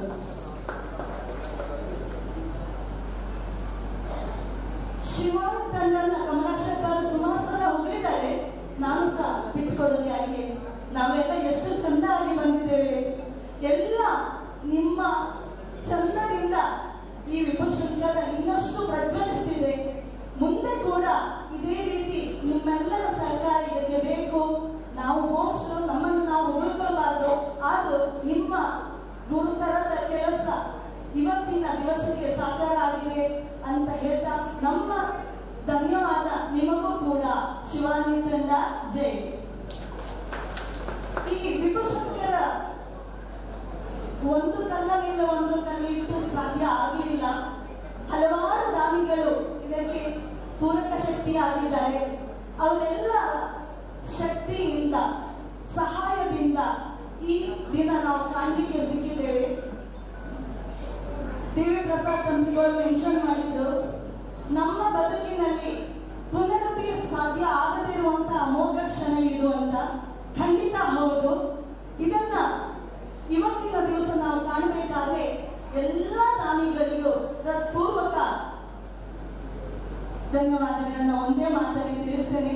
ಮಾತಲ್ಲಿ ಹೇಳಲಿಕ್ಕಾಗದಷ್ಟು ಹೃದಯ ತುಂಬಿ ಬರುವಂತಹ ವಿಷಯ. ದಾನಿಗಳಿಗೆ ನಿಮ್ಮೆಲ್ಲರ ಕಡೆಯಿಂದ ಹೃತ್ಪೂರ್ವಕ ಧನ್ಯವಾದಗಳು. ಆತ್ಮೀಯ ಆನಂದ ಪರಮೋತ್ಕೃಷ್ಟ ಭಾವ ನಮ್ಮದಾಗಿದೆ. ಶ್ರೀ ಜಗದ್ಗುರುಗಳು ಪ್ರಪ್ರಥಮ ಬಾರಿಗೆ ದೇವಾಲಯಕ್ಕೆ ಇದೇ ನೀಡಿದ್ದಾರೆ. ಇಂತಹ ಸಂದರ್ಭದಲ್ಲಿ ಸರ್ವ ಕಾರ್ಯಕ್ರಮವು ಸಾಂಗವಾಗಿ ನೆರವೇರಲಿ ಎನ್ನುವಂತಹ ಉದ್ದೇಶಕ್ಕೆ ನಮ್ಮ ವಲಯದ ಅಧ್ಯಕ್ಷರಾಗಿರ್ತಕ್ಕಂಥ ಶ್ರೀ ಮಂಜುನಾಥ ಹೆಬ್ಬಾರ್ ದಂಪತಿಗಳಿಂದ ಪಾದಪೂಜೆ ಇತ್ಯಾದಿಗಳಾಗಿವೆ. ಕಾರ್ಯಕ್ರಮ ಪ್ರಾರಂಭದಲ್ಲಿ ಜಗದ್ಗುರುಗಳ ಸಮ್ಮುಖದಲ್ಲಿ ವೇದಘೋಷ ಹಾಗೂ ಗುರುಸ್ತುತಿ ಎಲ್ಲ ಮಹನೀಯರು ಎದ್ದು ನಿಂತು ಶ್ರೀ ಶಾರದಾ ಪೀಠಕ್ಕೂ ಜಗದ್ಗುರು ಪರಂಪರೆಗಳಿಗೂ ಪ್ರಣಾಮವನ್ನು ಸಲ್ಲಿಸಬೇಕಾಗಿ ಈ ಮೂಲಕ ಕೇಳಿಕೊಳ್ತಾರೆ.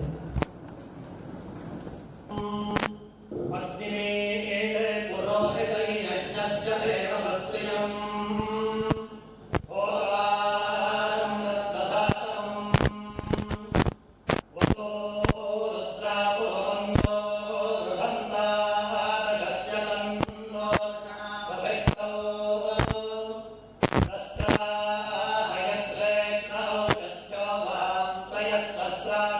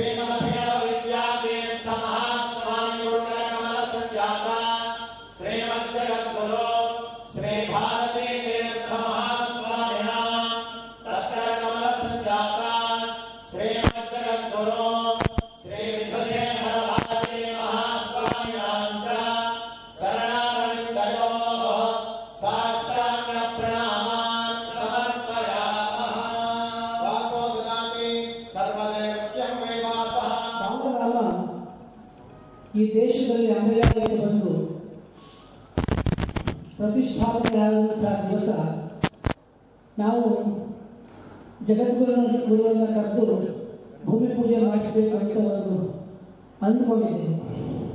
ಆದರೆ ಈ ವರ್ಷ ಗುರುಗಳ ಒಂದು ದಿಗ್ವಿಜಯ ಯಾತ್ರೆಗೆ ನೋಡಿದಾಗ ನಮಗೆ ಸಖೇದ ಆಶ್ಚರ್ಯ. ಈ ಚೈತನ್ಯ, ಈ ಒಂದು ಆ ಸ್ಫೂರ್ತಿ ಜಗದ್ಗುರುಗಳಿಗೆ ಮಾತ್ರ ಬರಬೇಕು ವಿನಃ ಸಾಮಾನ್ಯ ಜೀವಿಗಳಲ್ಲ. ಹಾಗಾಗಿ ಶೃಂಗೇರಿ ಮಠದಿಂದ ಮಂಗಲ ಮಂತ್ರಾಕ್ಷತೆಯನ್ನು ಶ್ರೀ ಲೋಕೇಶ್ವರಿಗಳು ದಯಮಾಡಿಸಿಕೊಟ್ಟರು.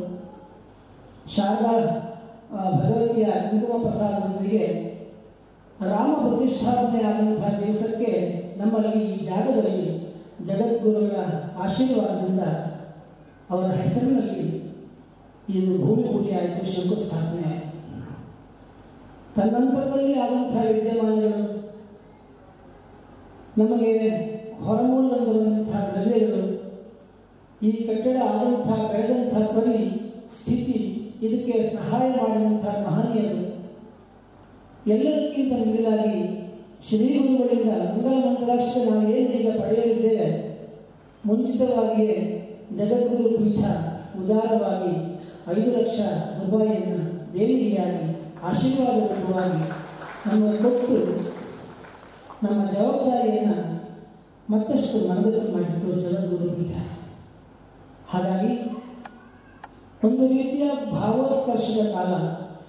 ನಾನೀಗ ಈ ಮಾತಿನ ಮಂಟಪವನ್ನು ಆ ಗುರು ಸಾನ್ನಿಧ್ಯದ ಪಾದಮೂಲಕ್ಕೆ ಬಿಡಬೇಕಾಗಿದೆ, ಅವರಿಂದ ಆಶೀರ್ವಾದವನ್ನು ಕೇಳಬೇಕಾಗಿದೆ. ಅದಕ್ಕಿಂತ ಮುಂಚೆ ನಮ್ಮ ಸೂರಾಲು ಮತ್ತು ಶೃಂಗೇರಿ ಈ ಅವಿನಾಭಾವ ಸಂಬಂಧದ ಬಗ್ಗೆ ನಮಗೆ ನಿರೀಕ್ಷೆ ಇಲ್ಲದಂತಹ ಒಂದೆರಡು ಕಥೆಗಳನ್ನು ಹೇಳಿ ಆ ಮಾತಿನ ಮಂಟಪಕ್ಕಾಗಿ ಗುರುಪಾದಮೂಲದಲ್ಲಿ ಕರೆಯುತ್ತೇನೆ. ಸೂರಾಲು ಸೂರ್ಯ ದೇವಸ್ಥಾನ ಇದ್ದಂತಹ ಜಾಗ, ದಕ್ಷಿಣ ಭಾರತದಲ್ಲಿ ಇರುವಂತಹ ಏಕೈಕ ಸೂರ್ಯ ದೇವಸ್ಥಾನ ಅಂತ ಪ್ರಸಿದ್ಧಿಯಾಗಿತ್ತು ಒಂದು ಕಾಲದಲ್ಲಿ. ನಾವು ಕೇಳಿದ್ದಿಲ್ಲ, ಕಂಡದ್ದಿಲ್ಲ, ಶಿಲಾಶಾಸ್ತ್ರಗಳು ಹೇಳ್ತಾರೆ. ಆದರೆ ಈಗ ಸೂರಾಲಿನಲ್ಲಿ ಪ್ರಸ್ತುತ ಸೌರ ದೇವಸ್ಥಾನಗಳಿಲ್ಲ, ಅದರ ಕುರುಹೂ ಇಲ್ಲ. ಆದರೆ 1300 ವರ್ಷ ಪ್ರಾಯ ಆದಂತಹ ಅರೆಹರಿಸಿದ ಶೈಲಿಯ ಶಿವನ ದೇವಸ್ಥಾನ ಇದೆ. ಮಹಾಲಿಂಗ ಎಂದು ಕರೆಸಿಕೊಂಡಿದ್ದಾನೆ. ಈ ಸೂರಾಲಿಗೆ 8 ತಪ್ಪಿದರೆ 9 ಮಾಗಣೆ. ಈ ಸೀಮೆ, ಸರಹದ್ದು, ಗ್ರಾಮ, ಗಡಿ, ಕೋಶಗಳನ್ನೆಲ್ಲ ದಾಟಿದಂತಹ ಪ್ರತಿಭೆಗಳು, ನಮ್ಮಲ್ಲಿ ಹುಟ್ಟಿದಂತಹ ಪ್ರತಿಭೆಗಳು ಬೇರೆ ಬೇರೆ ಕಡೆ ಬೆಳಗಿ ಬಾಳ್ತಾ ಇದ್ದಾರೆ. ನಾನು ಈ ಮಾತನ್ನು ಹೇಳ್ತಾ ಇದ್ದೇನೆ ಅಂತ ಹೇಳಿದ್ರೆ, ಇವತ್ತು ಸೂರಾಲಿನ ವಿಪ್ರ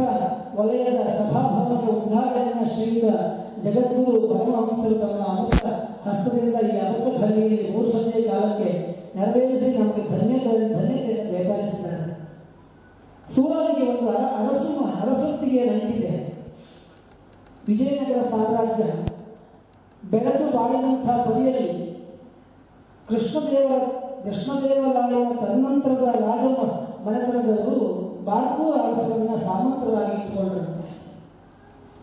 ಬಾರ್ಕೂರು ಅರಸರಿಗೆ ಈ ದೇಶಕೋಶಗಳ ವ್ಯಾಪ್ತಿ ಹೆಚ್ಚಾಗಿ ಜೈನ ಮನೆತನವಾದಂತಹ ತೋಳಹಾರ ಮನೆತನಗಳನ್ನ ಸುರಾರಿಗೆ ತಂದಿಟ್ಟು ಇಲ್ಲಿನ ಶಿವ ದೇವಸ್ಥಾನ ಹಾಗೂ ಇಲ್ಲಿನ ಅಷ್ಟು 3,500 ಮುಡಿ ಅಕ್ಕಿ ಹುಟ್ಟುವಳಿ ಅಂತ ಹೇಳ್ತೇವೆ, 1000 ಎಕರೆಯ ಯಜಮಾನತ್ವವನ್ನು ಜೈನರಿಗೆ ದಯಪಾಲಿಸಿ ಅಲ್ಲೊಂದು ಅರಮನೆ ಕಟ್ಟಿಕೊಟ್ಟು ಈಶ ಸನ್ನಿಧಿಯನ್ನ ಈ ಊರನ್ನ ನಡೆಸಿಕೊಡಬೇಕು ಅಂತ ವಿಜಯನಗರ ಸಾಮ್ರಾಜ್ಯದಿಂದ ಸುತ್ತೋಲ ಬರುತ್ತೆ.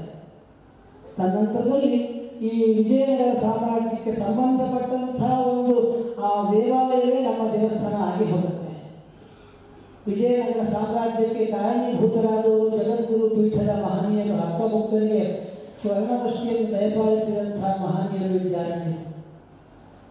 ಆ ವಿದ್ಯಾರಣ್ಯರ ಪರಮಹಂಸ ತತ್ವವೇ ನಮ್ಮ ಎದುರಿಗೆ ಕೂತು ದಿವ್ಯ ಜ್ಯೋತಿಯಾಗಿ ಬೆಳಗಿ ನಮ್ಮನ್ನು ಆಶೀರ್ವದಿಸಲಿಕ್ಕೆ, ಅನುಗ್ರಹಿಸಲಿಕ್ಕೆ, ಮಂಗಲ ಮಂತ್ರಾಶ್ರಯವನ್ನು ಕೊಡಲಿಕ್ಕೆ ನಾವೆಲ್ಲ ಕಾತರರಾಗಿದ್ದೇವೆ ಅಂತಂದರೆ ಈ ಸೂರಾರು ವಲಯದ ಭವನದ ಉದ್ಘಾಟನೆ ಸಾಕ್ಷಾತ್ ವಿದ್ಯಾರಣ್ಯರೇ ಅಥವಾ ಆದಿಶಂಕರರೇ ಬಂದು ಮಾಡಿದರೆ ಅನಿಸುವಂಥ ಮಟ್ಟಿಗೆ ನಾವೆಲ್ಲ ಧನ್ಯತೆಯನ್ನು ಪಡೆದಿದ್ದೇವೆ. ಸದ್ಗುರು ಪೀಠವೇ ನಮ್ಮಿಂದ ಆಗಿರ್ತಕ್ಕಂಥ ಸಕಲಾಪರಾಧಗಳನ್ನು ಮನ್ನಿಸಬೇಕು. ನಮಗೆಲ್ಲ ಇದು ಹೊಸ್ತು. ಜಗದ್ಗುರು ಪೀಠವನ್ನ ಆ ಯತಿಶ್ರೇಷ್ಠರನ್ನ ಕಳೆದು ಆದರ ಮಾಡಿ ಗೊತ್ತಿಲ್ಲ, ಅಜ್ಞಾನಿಗಳು ನಾವು. ಹಾಗಾಗಿ ನಮ್ಮಿಂದ ಆದಂಥ ಸರ್ವಾಪರಾಧವನ್ನು ಮನ್ನಿಸಿ ಈ ಜಾಗ ಬೆಳಗಬೇಕು. ಇದಕ್ಕೆ ಹೊರೆ ಹೊತ್ತವರಿಗೆಲ್ಲ ಇಷ್ಟಾರ್ಥ ಸಿದ್ಧಿಯಾಗಬೇಕು, ಶಾರದಾ ಶಂಕರರ ಅನುಗ್ರಹ ಆಗಬೇಕು. ನಿಮ್ಮ ಮಾತುಗಳಿಂದ ನಾವೆಲ್ಲ ಧನ್ಯತೆಯನ್ನು ಪಡೆಯಬೇಕು ಅಂತ ಹೇಳ್ತಾ ನಮ್ಮ ಮುಂದಿನ ಮಂಗಲ ಮಂತ್ರಾಕ್ಷತೆಯ ಅನುಗ್ರಹ ವಚನಕ್ಕಾಗಿ ಶ್ರೀದೇವಿಯ ಸಾನ್ನಿಧ್ಯದ ಪಾದಗಳಲ್ಲಿ ವಿನಮ್ರವಾಗಿ ಬೇಡಿಕೊಳ್ತಾ ಇದ್ದಾರೆ. ಇವತ್ತಿನ ದಿವಸ ಸೂರಾರು ವಲಯದ ಬ್ರಾಹ್ಮಣ ಸಭೆಯಿಂದ ಈ ಪೇತ್ರಿ ಗ್ರಾಮದಲ್ಲಿ ನಿರ್ಮಿತವಾಗಿರತಕ್ಕಂತಹ ಸಭಾ ಭವನವನ್ನು ಉದ್ಘಾಟನೆ ಮಾಡಿದ್ದೇವೆ. ವಿಶೇಷವಾಗಿ ಇದಕ್ಕೆ ವಿಭು ಶಂಕರ ಅನ್ನುವಂತಹ ನಾಮಧೇಯವನ್ನು ಇಟ್ಟಿದ್ದೀರಿ. ಈ ಒಂದು ಸಭಾಭವನವನ್ನು ಇವತ್ತಿನ ದಿವಸ ಉದ್ಘಾಟನೆ ಮಾಡಿದ್ದೇವೆ. ಇದರಲ್ಲಿ ಅನೇಕ ಜನರು ಶ್ರಮಿಸಿದ್ದಾರೆ. ಈ ಒಂದು ಭವನದ ನಿರ್ಮಾಣದಲ್ಲಿ ಅನೇಕ ಜನರು ವಿಶೇಷವಾದಂತಹ ಪ್ರಯತ್ನವನ್ನು ಮಾಡಿದ್ದಾರೆ. ಅಧ್ಯಕ್ಷರಿಂದ ಹಿಡಿದು ಅನೇಕ ಜನರು ಇದರಲ್ಲಿ ಭಾಗವಹಿಸಿದ್ದಾರೆ.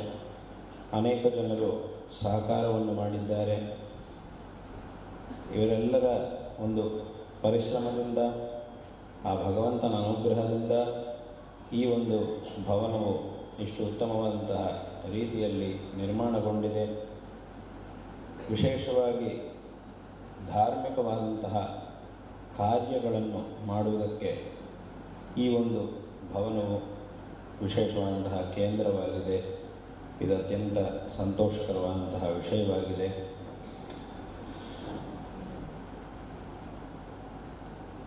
ವಿಶೇಷವಾಗಿ ಬ್ರಾಹ್ಮಣನಾಗಿರ್ತಕ್ಕಂಥವನು ಅವನ ಬ್ರಾಹ್ಮಣ್ಯವನ್ನು ಉತ್ತಮವಾದಂತಹ ರೀತಿಯಲ್ಲಿ ಸಂರಕ್ಷಣೆ ಮಾಡಿಕೊಳ್ಳಬೇಕು. ಸದಾಚಾರ ಸಂಪನ್ನನಾಗಿ ಈ ಒಂದು ಬ್ರಾಹ್ಮಣ್ಯವನ್ನು ಚೆನ್ನಾಗಿ ಸಂರಕ್ಷಣೆ ಮಾಡಿಕೊಂಡು ಲೌಕಿಕವಾದಂತಹ ಪ್ರಪಂಚದಲ್ಲೂ ವಿಶೇಷವಾದಂತಹ ಬೇರೆ ಬೇರೆ ರೀತಿಯಾದಂತಹ ಸಾಧನೆಗಳನ್ನು ಮಾಡಿ ಒಳ್ಳೆಯ ಸ್ಥಾನಕ್ಕೆ ಬರಬೇಕಾದದ್ದು ನಮ್ಮ ಕರ್ತವ್ಯವಾಗಿದೆ. ಆದರೆ ವಿಶೇಷವಾಗಿ ಲೌಕಿಕವಾದದ್ದಕ್ಕಿಂತ ಈ ಧಾರ್ಮಿಕವಾದಂತಹ ಒಂದು ಶಕ್ತಿಯನ್ನು ಬೆಳೆಸಿಕೊಳ್ಳಬೇಕಾದದ್ದು ನಮ್ಮ ಪ್ರಧಾನ ಕರ್ತವ್ಯವಾಗಿದೆ. ಎರಡೂ ರೀತಿಯಲ್ಲೂ ಧಾರ್ಮಿಕವಾಗಿ ಹಾಗೂ ಲೌಕಿಕವಾಗಿ ಎರಡು ರೀತಿಯಲ್ಲೂ ಸಹ ನಾವು ಶಕ್ತಿಶಾಲಿಗಳಾಗಬೇಕಾದದ್ದು ಅದು ವಿಶೇಷವಾಗಿ ಈಗ ಬ್ರಾಹ್ಮಣರು ಅವಶ್ಯವಾಗಿ ಗಮನ ಕೊಡಬೇಕಾದಂತಹ ವಿಷಯವಾಗಿದೆ. ಆರ್ಥಿಕವಾಗಿ ಲೌಕಿಕವಾಗಿ ಎಲ್ಲ ರೀತಿಯಲ್ಲೂ ಸಶಕ್ತರಾಗಬೇಕು. ಹಾಗಂತ ಹೇಳಿ ಈ ಒಂದು ಪರಂಪರೆಯು ವೈದಿಕಾಚಾರವು ಏನಿದೆಯೋ ಅದನ್ನು ಮಾತ್ರ ಖಂಡಿತ ಯಾವತ್ತೂ ಮರೆಯುವ ಹಾಗಿಲ್ಲ. ಅದನ್ನು ಮರೆತು ಲೌಕಿಕವಾಗಿ ನಾವು ಎಷ್ಟೇ ಬೆಳೆದರೂ ಸಹ ಅದರಿಂದ ನಮಗೆ ಉಪಯೋಗ ಆಗುವುದಿಲ್ಲ. ಆದ್ದರಿಂದ ವಿಶೇಷವಾಗಿ ಈ ಧಾರ್ಮಿಕವಾದಂತಹ ಆಚರಣೆಗಳ ಬಗ್ಗೆ, ಬ್ರಾಹ್ಮಣ್ಯದ ಸಂರಕ್ಷಣೆ ಬಗ್ಗೆ, ಐಕಮತ್ಯದ ಬಗ್ಗೆ ಅತ್ಯಂತ ಅವಶ್ಯಕವಾಗಿ ಗಮನವನ್ನು ಕೊಡಬೇಕಾದಂತಹ ವಿಷಯವಾಗಿದೆ. ಯಾಕೆ ಅಂತಂದರೆ ಒಂದು ಕಾಲದಲ್ಲಿ ಇಡೀ ಪ್ರಪಂಚಕ್ಕೆ ಐಕಮತ್ಯ ಅಂತಂದರೆ ಏನು ಅಂತ ತೋರಿಸಿದ್ದೇ ನಮ್ಮ ದೇಶ, ನಮ್ಮ ಭಾರತ ದೇಶದ ಸಂಸ್ಕೃತಿ. ಅಂದರೆ ಉದಾಹರಣೆಗೆ ಶಂಕರ ಭಗವತ್ಪಾದಾಚಾರ್ಯರು ಅವರು ಎಲ್ಲರಲ್ಲೂ ಸಹ ಐಕಮತ್ಯವನ್ನು ಉಂಟು ಮಾಡಿ ಎಲ್ಲರಿಗೂ ಸನ್ಮಾರ್ಗವನ್ನು ಉಪದೇಶ ಮಾಡಿ ಅವರವರು ತಮ್ಮ ಸ್ವಧರ್ಮವನ್ನು ಆಚರಣೆ ಮಾಡಬೇಕು ಅನ್ನುವಂತಹ ಉಪದೇಶವನ್ನು ಮಾಡಿ ಎಲ್ಲ ವಿಧವಾದಂತಹ ಭೇದಗಳನ್ನು ಹೋಗಲಾಡಿಸಿ ಐಕಮತ್ಯವನ್ನು ಉಂಟು ಮಾಡಿದರು. ಆದರೆ ಈಗ ಆ ರೀತಿಯಾದಂತಹ ಒಂದು ಐಕಮತ್ಯ ಎಲ್ಲ ಕಡೆಯೂ ಇದೆಯಾ ಅಂತಂದರೆ ಇದೆ ಅಂತ ಸಮಾಧಾನ ಬರೋದು ಸ್ವಲ್ಪ ಕಷ್ಟ ಆಗುತ್ತೆ. ಕೆಲವು ಕಡೆ ಇರಬಹುದು, ಇದೆ, ಅದು ಬೇರೆ, ಅದಿದ್ದೇ ಇದೆ, ಹಾಗಂತೇಳಿ ಎಲ್ಲೂ ಇಲ್ಲ ಅಂತಲ್ಲ, ಇದೆ. ಅದೇ ರೀತಿಯಾಗಿ ಎಲ್ಲ ಕಡೆಯೂ ಇದೆಯಾ ಅಂತಂದರೆ ಸ್ವಲ್ಪ ಸಮಾಧಾನ ಹೇಳೋದು, ಹೌದು ಅಂತ ಹೇಳೋದು ಸ್ವಲ್ಪ ಕಷ್ಟ ಆಗುತ್ತೆ. ಆದರೆ ಈ ಒಂದು ಪರಿಸ್ಥಿತಿ ಹೀಗೆ ಮುಂದುವರಿಯಿತು ಅಂತಂದರೆ ಅದರಿಂದ ಮುಂದೆ ತುಂಬ ಕಷ್ಟವನ್ನು ಅನುಭವಿಸಬೇಕಾಗಿ ಬರುತ್ತೆ. ಅಂದರೆ ಒಂದು ಕಡೆಯಿಂದ ಆ ಒಂದು ಐಕಮತ್ಯ ಅನ್ನೋದು ಕಡಿಮೆ ಆಗ್ತಾ ಬರುವುದು, ಇನ್ನೊಂದು ಕಡೆ ಬ್ರಾಹ್ಮಣ್ಯವು ಕಡಿಮೆಯಾಗಿ ಆ ತಪಶಕ್ತಿ ಅನ್ನೋದು ಕಡಿಮೆ ಆಗ್ತಾ ಬರುವುದು. ಹೀಗೆಲ್ಲ ಆದರೆ ಪುನಃ ಇದನ್ನೆಲ್ಲ ಸರಿ ಮಾಡಿಕೊಳ್ಳಲಿಕ್ಕೆ ತುಂಬ ಕಾಲ ಬೇಕಾಗುತ್ತೆ. ಆದ್ದರಿಂದ ನಾವು ಈ ಒಂದು ಬ್ರಾಹ್ಮಣ್ಯದ ಒಂದು ಸಂರಕ್ಷಣೆಯನ್ನು ಇದನ್ನು ವಿಶೇಷವಾಗಿ ಮಾಡಿಕೊಳ್ಳಲೇಬೇಕು. ಆಯಾ ಆಚರಣೆಗಳನ್ನು ಖಂಡಿತವಾಗಿಯೂ ನಿಸ್ಸಂದೇಹವಾಗಿ ಮಾಡಲೇಬೇಕು. ಅವರೇನು ತಿಳ್ಕೊಳ್ತಾರೆ, ಇವರೇನು ತಿಳ್ಕೊಳ್ತಾರೆ ಅನ್ನುವಂತಹ ಭಾವನೆಗೆ ಅವಕಾಶ ಕೊಡಬೇಕಾಗಿಲ್ಲ. ನಮ್ಮದನ್ನು ನಾವು ಆಚರಣೆ ಮಾಡಿಕೊಳ್ಬೇಕು ಅಂತಂದರೆ ಯಾರು ಏನು ತಿಳ್ಕೊಂಡ್ರೂ ಅದರಿಂದ ನಮಗೆ ಉಪಯೋಗ ಆಗುವುದಿಲ್ಲ.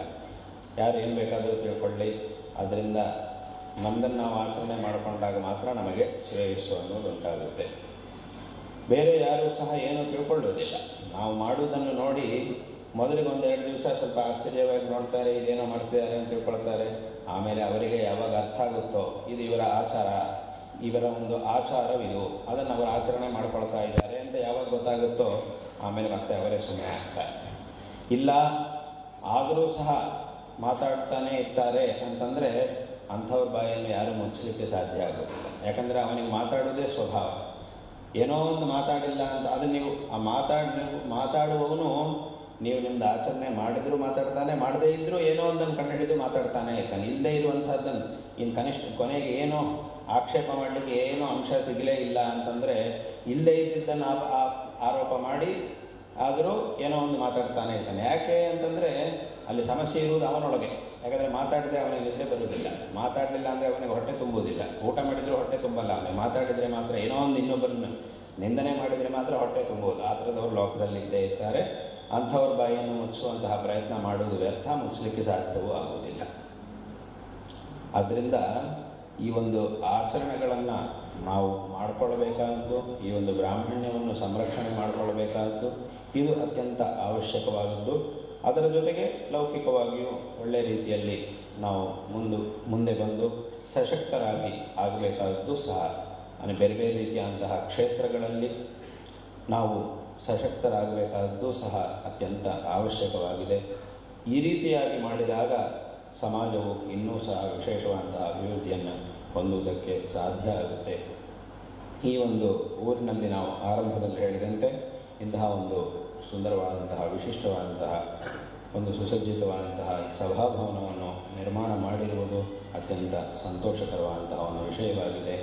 ಇದನ್ನು ಉದ್ಘಾಟನೆ ಮಾಡಬೇಕು ಎಂಬುದಾಗಿ ಪ್ರಾರ್ಥನೆ ಮಾಡಿದ್ದೀರಿ. ಅದರಂತೆ ಇವತ್ತು ಇಲ್ಲಿಗೆ ಬಂದಿದ್ದೇವೆ. ಈ ಒಂದು ಭವನದ ಉದ್ಘಾಟನೆಯನ್ನು ಮಾಡಿದ್ದೇವೆ. ನಿಮ್ಮೆಲ್ಲರ ಈ ಒಂದು ಗುರುಭಕ್ತಿಯನ್ನು, ಈ ಧರ್ಮಶ್ರದ್ಧೆಯನ್ನು ನೋಡಿ ನಮ್ಮ ಮನಸ್ಸಿಗೆ ಅತ್ಯಂತ ಸಂತೋಷ ಉಂಟಾಗ್ತಾ ಇದೆ. ಈ ಒಂದು ಸಭಾಭವನದಲ್ಲಿ ಮುಂದೆ ಅನೇಕ ವಿಧವಾದಂತಹ ಧಾರ್ಮಿಕವಾದ ಆಚರಣೆಗಳು, ಸಂಸ್ಕಾರಗಳು ತುಂಬ ಮುಖ್ಯವಾದದ್ದು. ಮನುಷ್ಯನಿಗೆ ಅನೇಕ ವಿಧವಾದಂತಹ ಸಂಸ್ಕಾರಗಳನ್ನು ಶಾಸ್ತ್ರಗಳಲ್ಲಿ ಹೇಳಿದ್ದಾರೆ. ಸಂಸ್ಕಾರ ಅಂತಂದ್ರೆ ಏನು? ಎಲ್ಲೋ ಒಂದು ಗಣಿಯಲ್ಲಿ ಹುಟ್ಟಿರುವಂತಹ ಒಂದು ವಸ್ತುವು ಅಥವಾ ಒಂದು ಲೋಹ, ಅದು ನಮಗೆ ಉಪಯೋಗವಾಗುವ ರೀತಿಯನ್ನು, ಉಪಯೋಗವಾಗುವಂತಹ ಒಂದು ಸ್ವರೂಪವನ್ನು ಪಡೀಬೇಕು ಅಂತಂದರೆ ಮಧ್ಯದಲ್ಲಿ ಅದಕ್ಕೆ ಅನೇಕ ವಿಧವಾದಂತಹ ಸಂಸ್ಕಾರಗಳು ನಡೆಯಬೇಕು. ಅದು ಗಣಿಯಲ್ಲಿ ಎಲ್ಲೋ ಹುಟ್ಟಿರುವಂತಹ ಒಂದು ಲೋಹ ನಮಗೆ ಉಪಯೋಗವನ್ನುಂಟು ಮಾಡುವಂತಹ ರೀತಿಯಲ್ಲಿ ಪರಿವರ್ತನೆಯನ್ನು ಹೊಂದಬೇಕು ಅಂತಂದರೆ ಆ ಪರಿವರ್ತನೆಯನ್ನು ಹೊಂದಬೇಕಾದರೆ ಅದಕ್ಕೆ ಅನೇಕ ವಿಧವಾದಂತಹ ಸಂಸ್ಕಾರಗಳನ್ನು ಮಾಡಬೇಕಾಗುತ್ತೆ. ಮಧ್ಯೆಲ್ಲ ಎಲ್ಲ ಪ್ರಕ್ರಿಯೆಯು ನಡೆದು ಒಂದು ಸರಿಯಾದಂತಹ ವಸ್ತುವಿನ ಆಕೃತಿಯನ್ನು ಹೊಂದಿ ಅದು ನಮಗೆ ಉಪಯೋಗಕ್ಕೆ ಬರ್ತಾ ಇದೆ. ಈ ಮಧ್ಯದಲ್ಲಿ ಅದಕ್ಕೆ ಎಷ್ಟೋ ಸಂಸ್ಕಾರಗಳು ನಡೆಯುತ್ತೆ. ಈ ಸಂಸ್ಕಾರಗಳಿಂದ ಏನಾಗುತ್ತೆ ಅಂತ ಕೇಳಿದರೆ, ಶಾಸ್ತ್ರದಲ್ಲಿ ಸಂಸ್ಕಾರವನ್ನು ಎರಡು ವಿಧವಾಗಿ ಹೇಳಿದ್ದಾರೆ. ಈ ಸಂಸ್ಕಾರದ ಪ್ರಯೋಜನವನ್ನು ಎರಡು ವಿಧವಾಗಿ ಹೇಳಿದ್ದಾರೆ. ಒಂದು ಗುಣಾಧಾನಂ, ದೋಷಾಪನಯನಂ ಅಂತ ಎರಡು ರೀತಿಯಾಗಿ ಹೇಳಿದ್ದಾರೆ. ಈ ಸಂಸ್ಕಾರವನ್ನು ಯಾತಕ್ಕಾಗಿ ಮಾಡಬೇಕು ಅಂತಂದರೆ, ಒಂದು ವಸ್ತುವಿನಲ್ಲಿರುವಂತಹ ದೋಷಗಳನ್ನು ಹೋಗಲಾಡಿಸುವುದಕ್ಕೆ ಮತ್ತು ಆ ಒಂದು ವಸ್ತುವಿನಲ್ಲಿ ಒಳ್ಳೆಯ ಗುಣಗಳನ್ನು ಅಳವಡಿಸುವುದಕ್ಕಾಗಿ, ಅದಕ್ಕಾಗಿ ಸಂಸ್ಕಾರವು ಅವಶ್ಯಕವಾಗಿರುತ್ತೆ. ಸಂಸ್ಕಾರದಿಂದ ಈ ಎರಡು ರೀತಿಯಾದಂತಹ ಕೆಲಸಗಳಾಗುತ್ತೆ. ಒಂದು, ಅದರೊಳಗೆ ಒಳ್ಳೆಯ ಗುಣಗಳು ಬರುತ್ತೆ. ಅಂದರೆ ಏನು? ಈಗ ಹೇಳಿದಂತೆ ಬರೀ ಒಂದು ಲೋಹವಾಗಿತ್ತು, ಅದಕ್ಕೆ ಸಂಸ್ಕಾರ ಮಾಡಿದ್ರಿಂದ ನಮಗೂ ಒಂದು ಉಪಕಾರವನ್ನು ಮಾಡುವುದು, ನಮಗೆ ಉಪಯೋಗವನ್ನು ಮಾಡುವಂತಹ ಗುಣ ಅದರೊಳಗೆ ಬಂತು ಸಂಸ್ಕಾರ ಮಾಡಿದ್ದರಿಂದ. ಅಲ್ಲಿಗೆ ಸಂಸ್ಕಾರದ ಪ್ರಯೋಜನ ಏನು ಅಂತಂದರೆ, ಒಂದು, ಅಲ್ಲಿ ನಮಗೆ ಉಪಯೋಗವಾಗುವಂತಹ ಗುಣಗಳು ಅಲ್ಲಿಗೆ ಬರುವಂತೆ ಮಾಡುವುದು, ಅಥವಾ ಅದರೊಳಗೆ ಏನಾದರೂ ದೋಷಗಳಿದ್ದು ಅದನ್ನು ಸರಿಯಾಗಿ ಅದು ನಮಗೆ ಉಪಯೋಗಕ್ಕೆ ಬರ್ತಾ ಇಲ್ಲ ಅಂತಂದರೆ ಆ ದೋಷಗಳನ್ನು ಹೋಗಲಾಡಿಸಿ ಅದು ಚೆನ್ನಾಗಿ ನಮಗೆ ಉಪಯೋಗಕ್ಕೆ ಬರುವಂತೆ ಮಾಡುವುದು. ಈ ರೀತಿಯಾಗಿ ಮಾಡುವುದನ್ನೇ ಸಂಸ್ಕಾರ ಎಂಬುದಾಗಿ ಹೇಳ್ತಾರೆ. ಹೇಗೆ ಲೋಕದಲ್ಲಿ ಒಂದು ಹುಟ್ಟಿರುವಂತಹ ವಸ್ತುವಿಗೆ ಎಲ್ಲ ಒಂದು ಕಡೆ ಸಿಕ್ಕಿರುವಂತಹ ಗಣಿ ಮೊದಲಾದಂತಹ ಜಾಗಗಳಲ್ಲಿ ಹುಟ್ಟಿರುವಂತಹ ವಸ್ತುವಿಗೆ ಅನೇಕ ವಿಧವಾದಂತಹ ಸಂಸ್ಕಾರಗಳು ನಡೆದಾಗ ಮಾತ್ರ ಅದು ನಮಗೆ ಪ್ರಯೋಜನವನ್ನು ಉಂಟು ಮಾಡುತ್ತೋ, ಅದೇ ರೀತಿ ಮನುಷ್ಯನಿಗೆ, ಹುಟ್ಟಿದಂತಹ ಒಬ್ಬ ಮನುಷ್ಯನಿಗೆ ಶಾಸ್ತ್ರೋಕ್ತವಾದಂತಹ ವಿಧಾನದಲ್ಲಿ ಸಂಸ್ಕಾರಗಳು ನಡೆದಾಗ, ಉಪನಯನ, ವಿವಾಹ ಮೊದಲಾದಂತಹ ಆ ಎಲ್ಲ ಸಂಸ್ಕಾರಗಳು ನಡೆದಾಗ ಮಾತ್ರ ಮನುಷ್ಯನ ಒಂದು ಜೀವನ ಅನ್ನೋದು ಸಾರ್ಥಕವಾಗುತ್ತೆ. ಯಾಕಂದರೆ ಜೀವನದಲ್ಲಿ ಎಲ್ಲ ಸಂಸ್ಕಾರಗಳಿಂದ ಇನ್ನಷ್ಟು ಧರ್ಮಾಚರಣೆಯನ್ನು ಮಾಡುವುದರಲ್ಲಿ ನಮಗೆ ಯೋಗ್ಯತೆ ಹೆಚ್ಚಾಗುತ್ತೆ. ಒಂದೊಂದು ಸಂಸ್ಕಾರವಾಗ್ತಿದ್ದ ಹಾಗೂ ಧರ್ಮಾಚರಣೆಯನ್ನು ಮಾಡುವಂತಹ ಯೋಗ್ಯತೆ ಇನ್ನೂ ನಮಗೆ ಹೆಚ್ಚಾಗ್ತಾ ಬರುತ್ತೆ. ಹೆಚ್ಚು ನಾವು ಧರ್ಮಾಚರಣೆ ಮಾಡಿದಷ್ಟು ನಮಗೆ ಶ್ರೇಯಸ್ಸು ಸಹ ಅತ್ಯಂತ ಅಧಿಕವಾಗಿ ಪ್ರಾಪ್ತವಾಗುತ್ತೆ. ತದ್ವಾರ ಧರ್ಮಾಚರಣೆಯನ್ನು ಚೆನ್ನಾಗಿ ಮಾಡಿದಂತಾಗುತ್ತೆ. ಅದೇ ಈ ಜೀವನಕ್ಕೆ ಪ್ರಯೋಜನ. ಧರ್ಮಾಚರಣೆಯನ್ನು ಮಾಡೋದೇ ಜೀವನಕ್ಕೆ ಪ್ರಯೋಜನ. ಬರೀ ಸುಮ್ಮನೆ ಜೀವನ ನಡೆಸೋದು ಮಾತ್ರ ಜೀವನಕ್ಕೆ ಪ್ರಯೋಜನ ಅಲ್ಲ. ಯಾಕಂದರೆ ಜೀವನ ನಡೆಸೋದು ಅನ್ನೋದು ಹುಟ್ಟಿದ ಪ್ರತಿಯೊಂದು ಪ್ರಾಣಿಗೂ ಇದ್ದೇ ಇತ್ತು. ಬರೀ ಮನುಷ್ಯನಿಗೆ ಮಾತ್ರ ಅಲ್ಲ, ಪ್ರಾಣಿಗಳಿಗೂ ಸಹ ಜೀವನ ನಡೆಸುವುದು ಅನ್ನೋದು ಇದ್ದೇ ಇತ್ತು. ಹುಟ್ಟಿದ ಮೇಲೆ ಜೀವನ ನಡೆಸಲೇಬೇಕು. ಹುಟ್ಟಿ ಆಮೇಲೆ ಮರಣದ ಒಳಗೆ, ಜನ್ಮ ಮರಣದ ಮಧ್ಯದಲ್ಲಿ ಜೀವನವನ್ನು ನಡೆಸಬೇಕಾದಂಥ ಒಂದು ಕರ್ತವ್ಯ ಪ್ರತಿಯೊಂದು ಪ್ರಾಣಿಗೂ ಇದೆ. ಆ ಶೈಲಿ ವ್ಯತ್ಯಾಸ ಇರ್ಬೋದು. ಮನುಷ್ಯನ ಜೀವನ ಶೈಲಿ ಒಂಥರ ಇರುತ್ತೆ, ಪ್ರಾಣಿಗಳ ಜೀವನ ಶೈಲಿ ಒಂಥರ ಇರುತ್ತೆ, ಪಕ್ಷಿಗಳ ಜೀವನ ಶೈಲಿ ಒಂಥರ ಇರುತ್ತೆ. ಆ ಶೈಲಿ ವ್ಯತ್ಯಾಸ ಇರ್ಬೋದೇ ಹೊರತು ಜನ್ಮ ಮರಣ ಆ ಎರಡರ ಮಧ್ಯದಲ್ಲಿನ ಜೀವನ ಅದನ್ನು ನಡೆಸಲಿಕ್ಕೆ ನಾವು ಮಾಡಬೇಕಂತಹ ಪ್ರಯತ್ನ ಇದು ಎಲ್ಲರಿಗೂ ಸಮಾನ.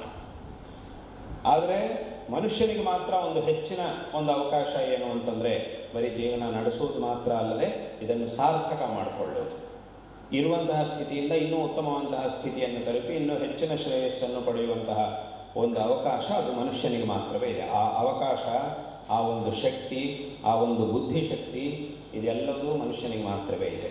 ಆದ್ದರಿಂದ ಇಂತಹ ಸಂಸ್ಕಾರಗಳಿಂದ ನಮಗೆ ಆ ಒಂದು ಯೋಗ್ಯತೆಯು ಇನ್ನೂ ಹೆಚ್ಚಾಗಿ, ತದ್ವಾರ ಇನ್ನೂ ಹೆಚ್ಚಿನ ರೀತಿಯಲ್ಲಿ ಧರ್ಮಾನುಷ್ಠಾನಾದಿಗಳನ್ನು ಮಾಡಿ ಜೀವನದಲ್ಲಿ ಇನ್ನೂ ಹೆಚ್ಚಿನ ಶ್ರೇಯಸ್ಸನ್ನು ಪಡೆಯುವುದಕ್ಕೆ ಸಾಧ್ಯ ಆಗುತ್ತೆ.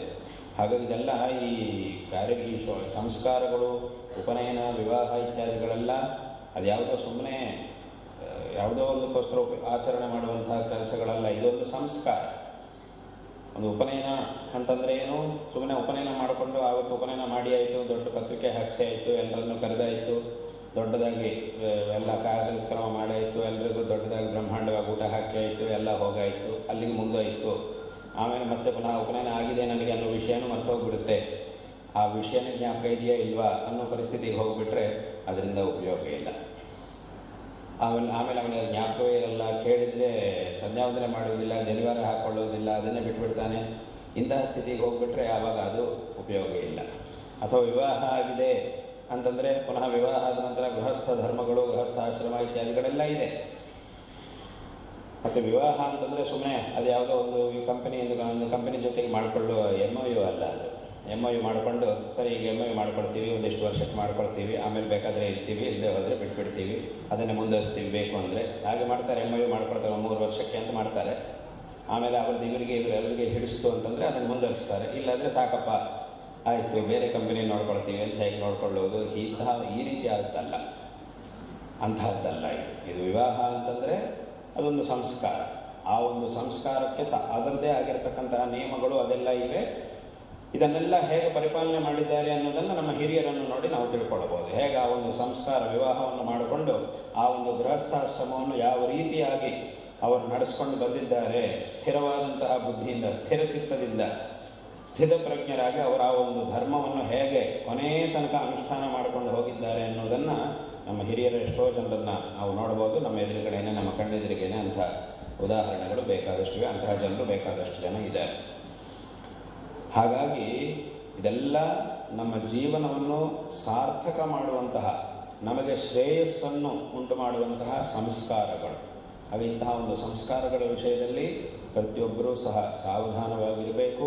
ಅವುಗಳನ್ನು ಚೆನ್ನಾಗಿ ಆಚರಣೆ ಮಾಡಿ ತದ್ವಾರ ಜೀವನದಲ್ಲಿ ಶ್ರೇಯಸ್ಸನ್ನು ಪಡೆಯಬೇಕು. ಹಾಗಾಗಿ ವಿಶೇಷವಾಗಿ ಈ ರೀತಿಯಾದಂತಹ ಸಂಸ್ಕಾರಗಳು, ಈ ರೀತಿಯಾದಂತಹ ಧಾರ್ಮಿಕವಾದಂತಹ ಆಚರಣೆಗಳು ಇದೆಲ್ಲವೂ ಸಹ ವಿಶೇಷವಾಗಿ ಈ ಒಂದು ಸಭಾಭವನದಲ್ಲಿ ನಡೆಯಲಿ.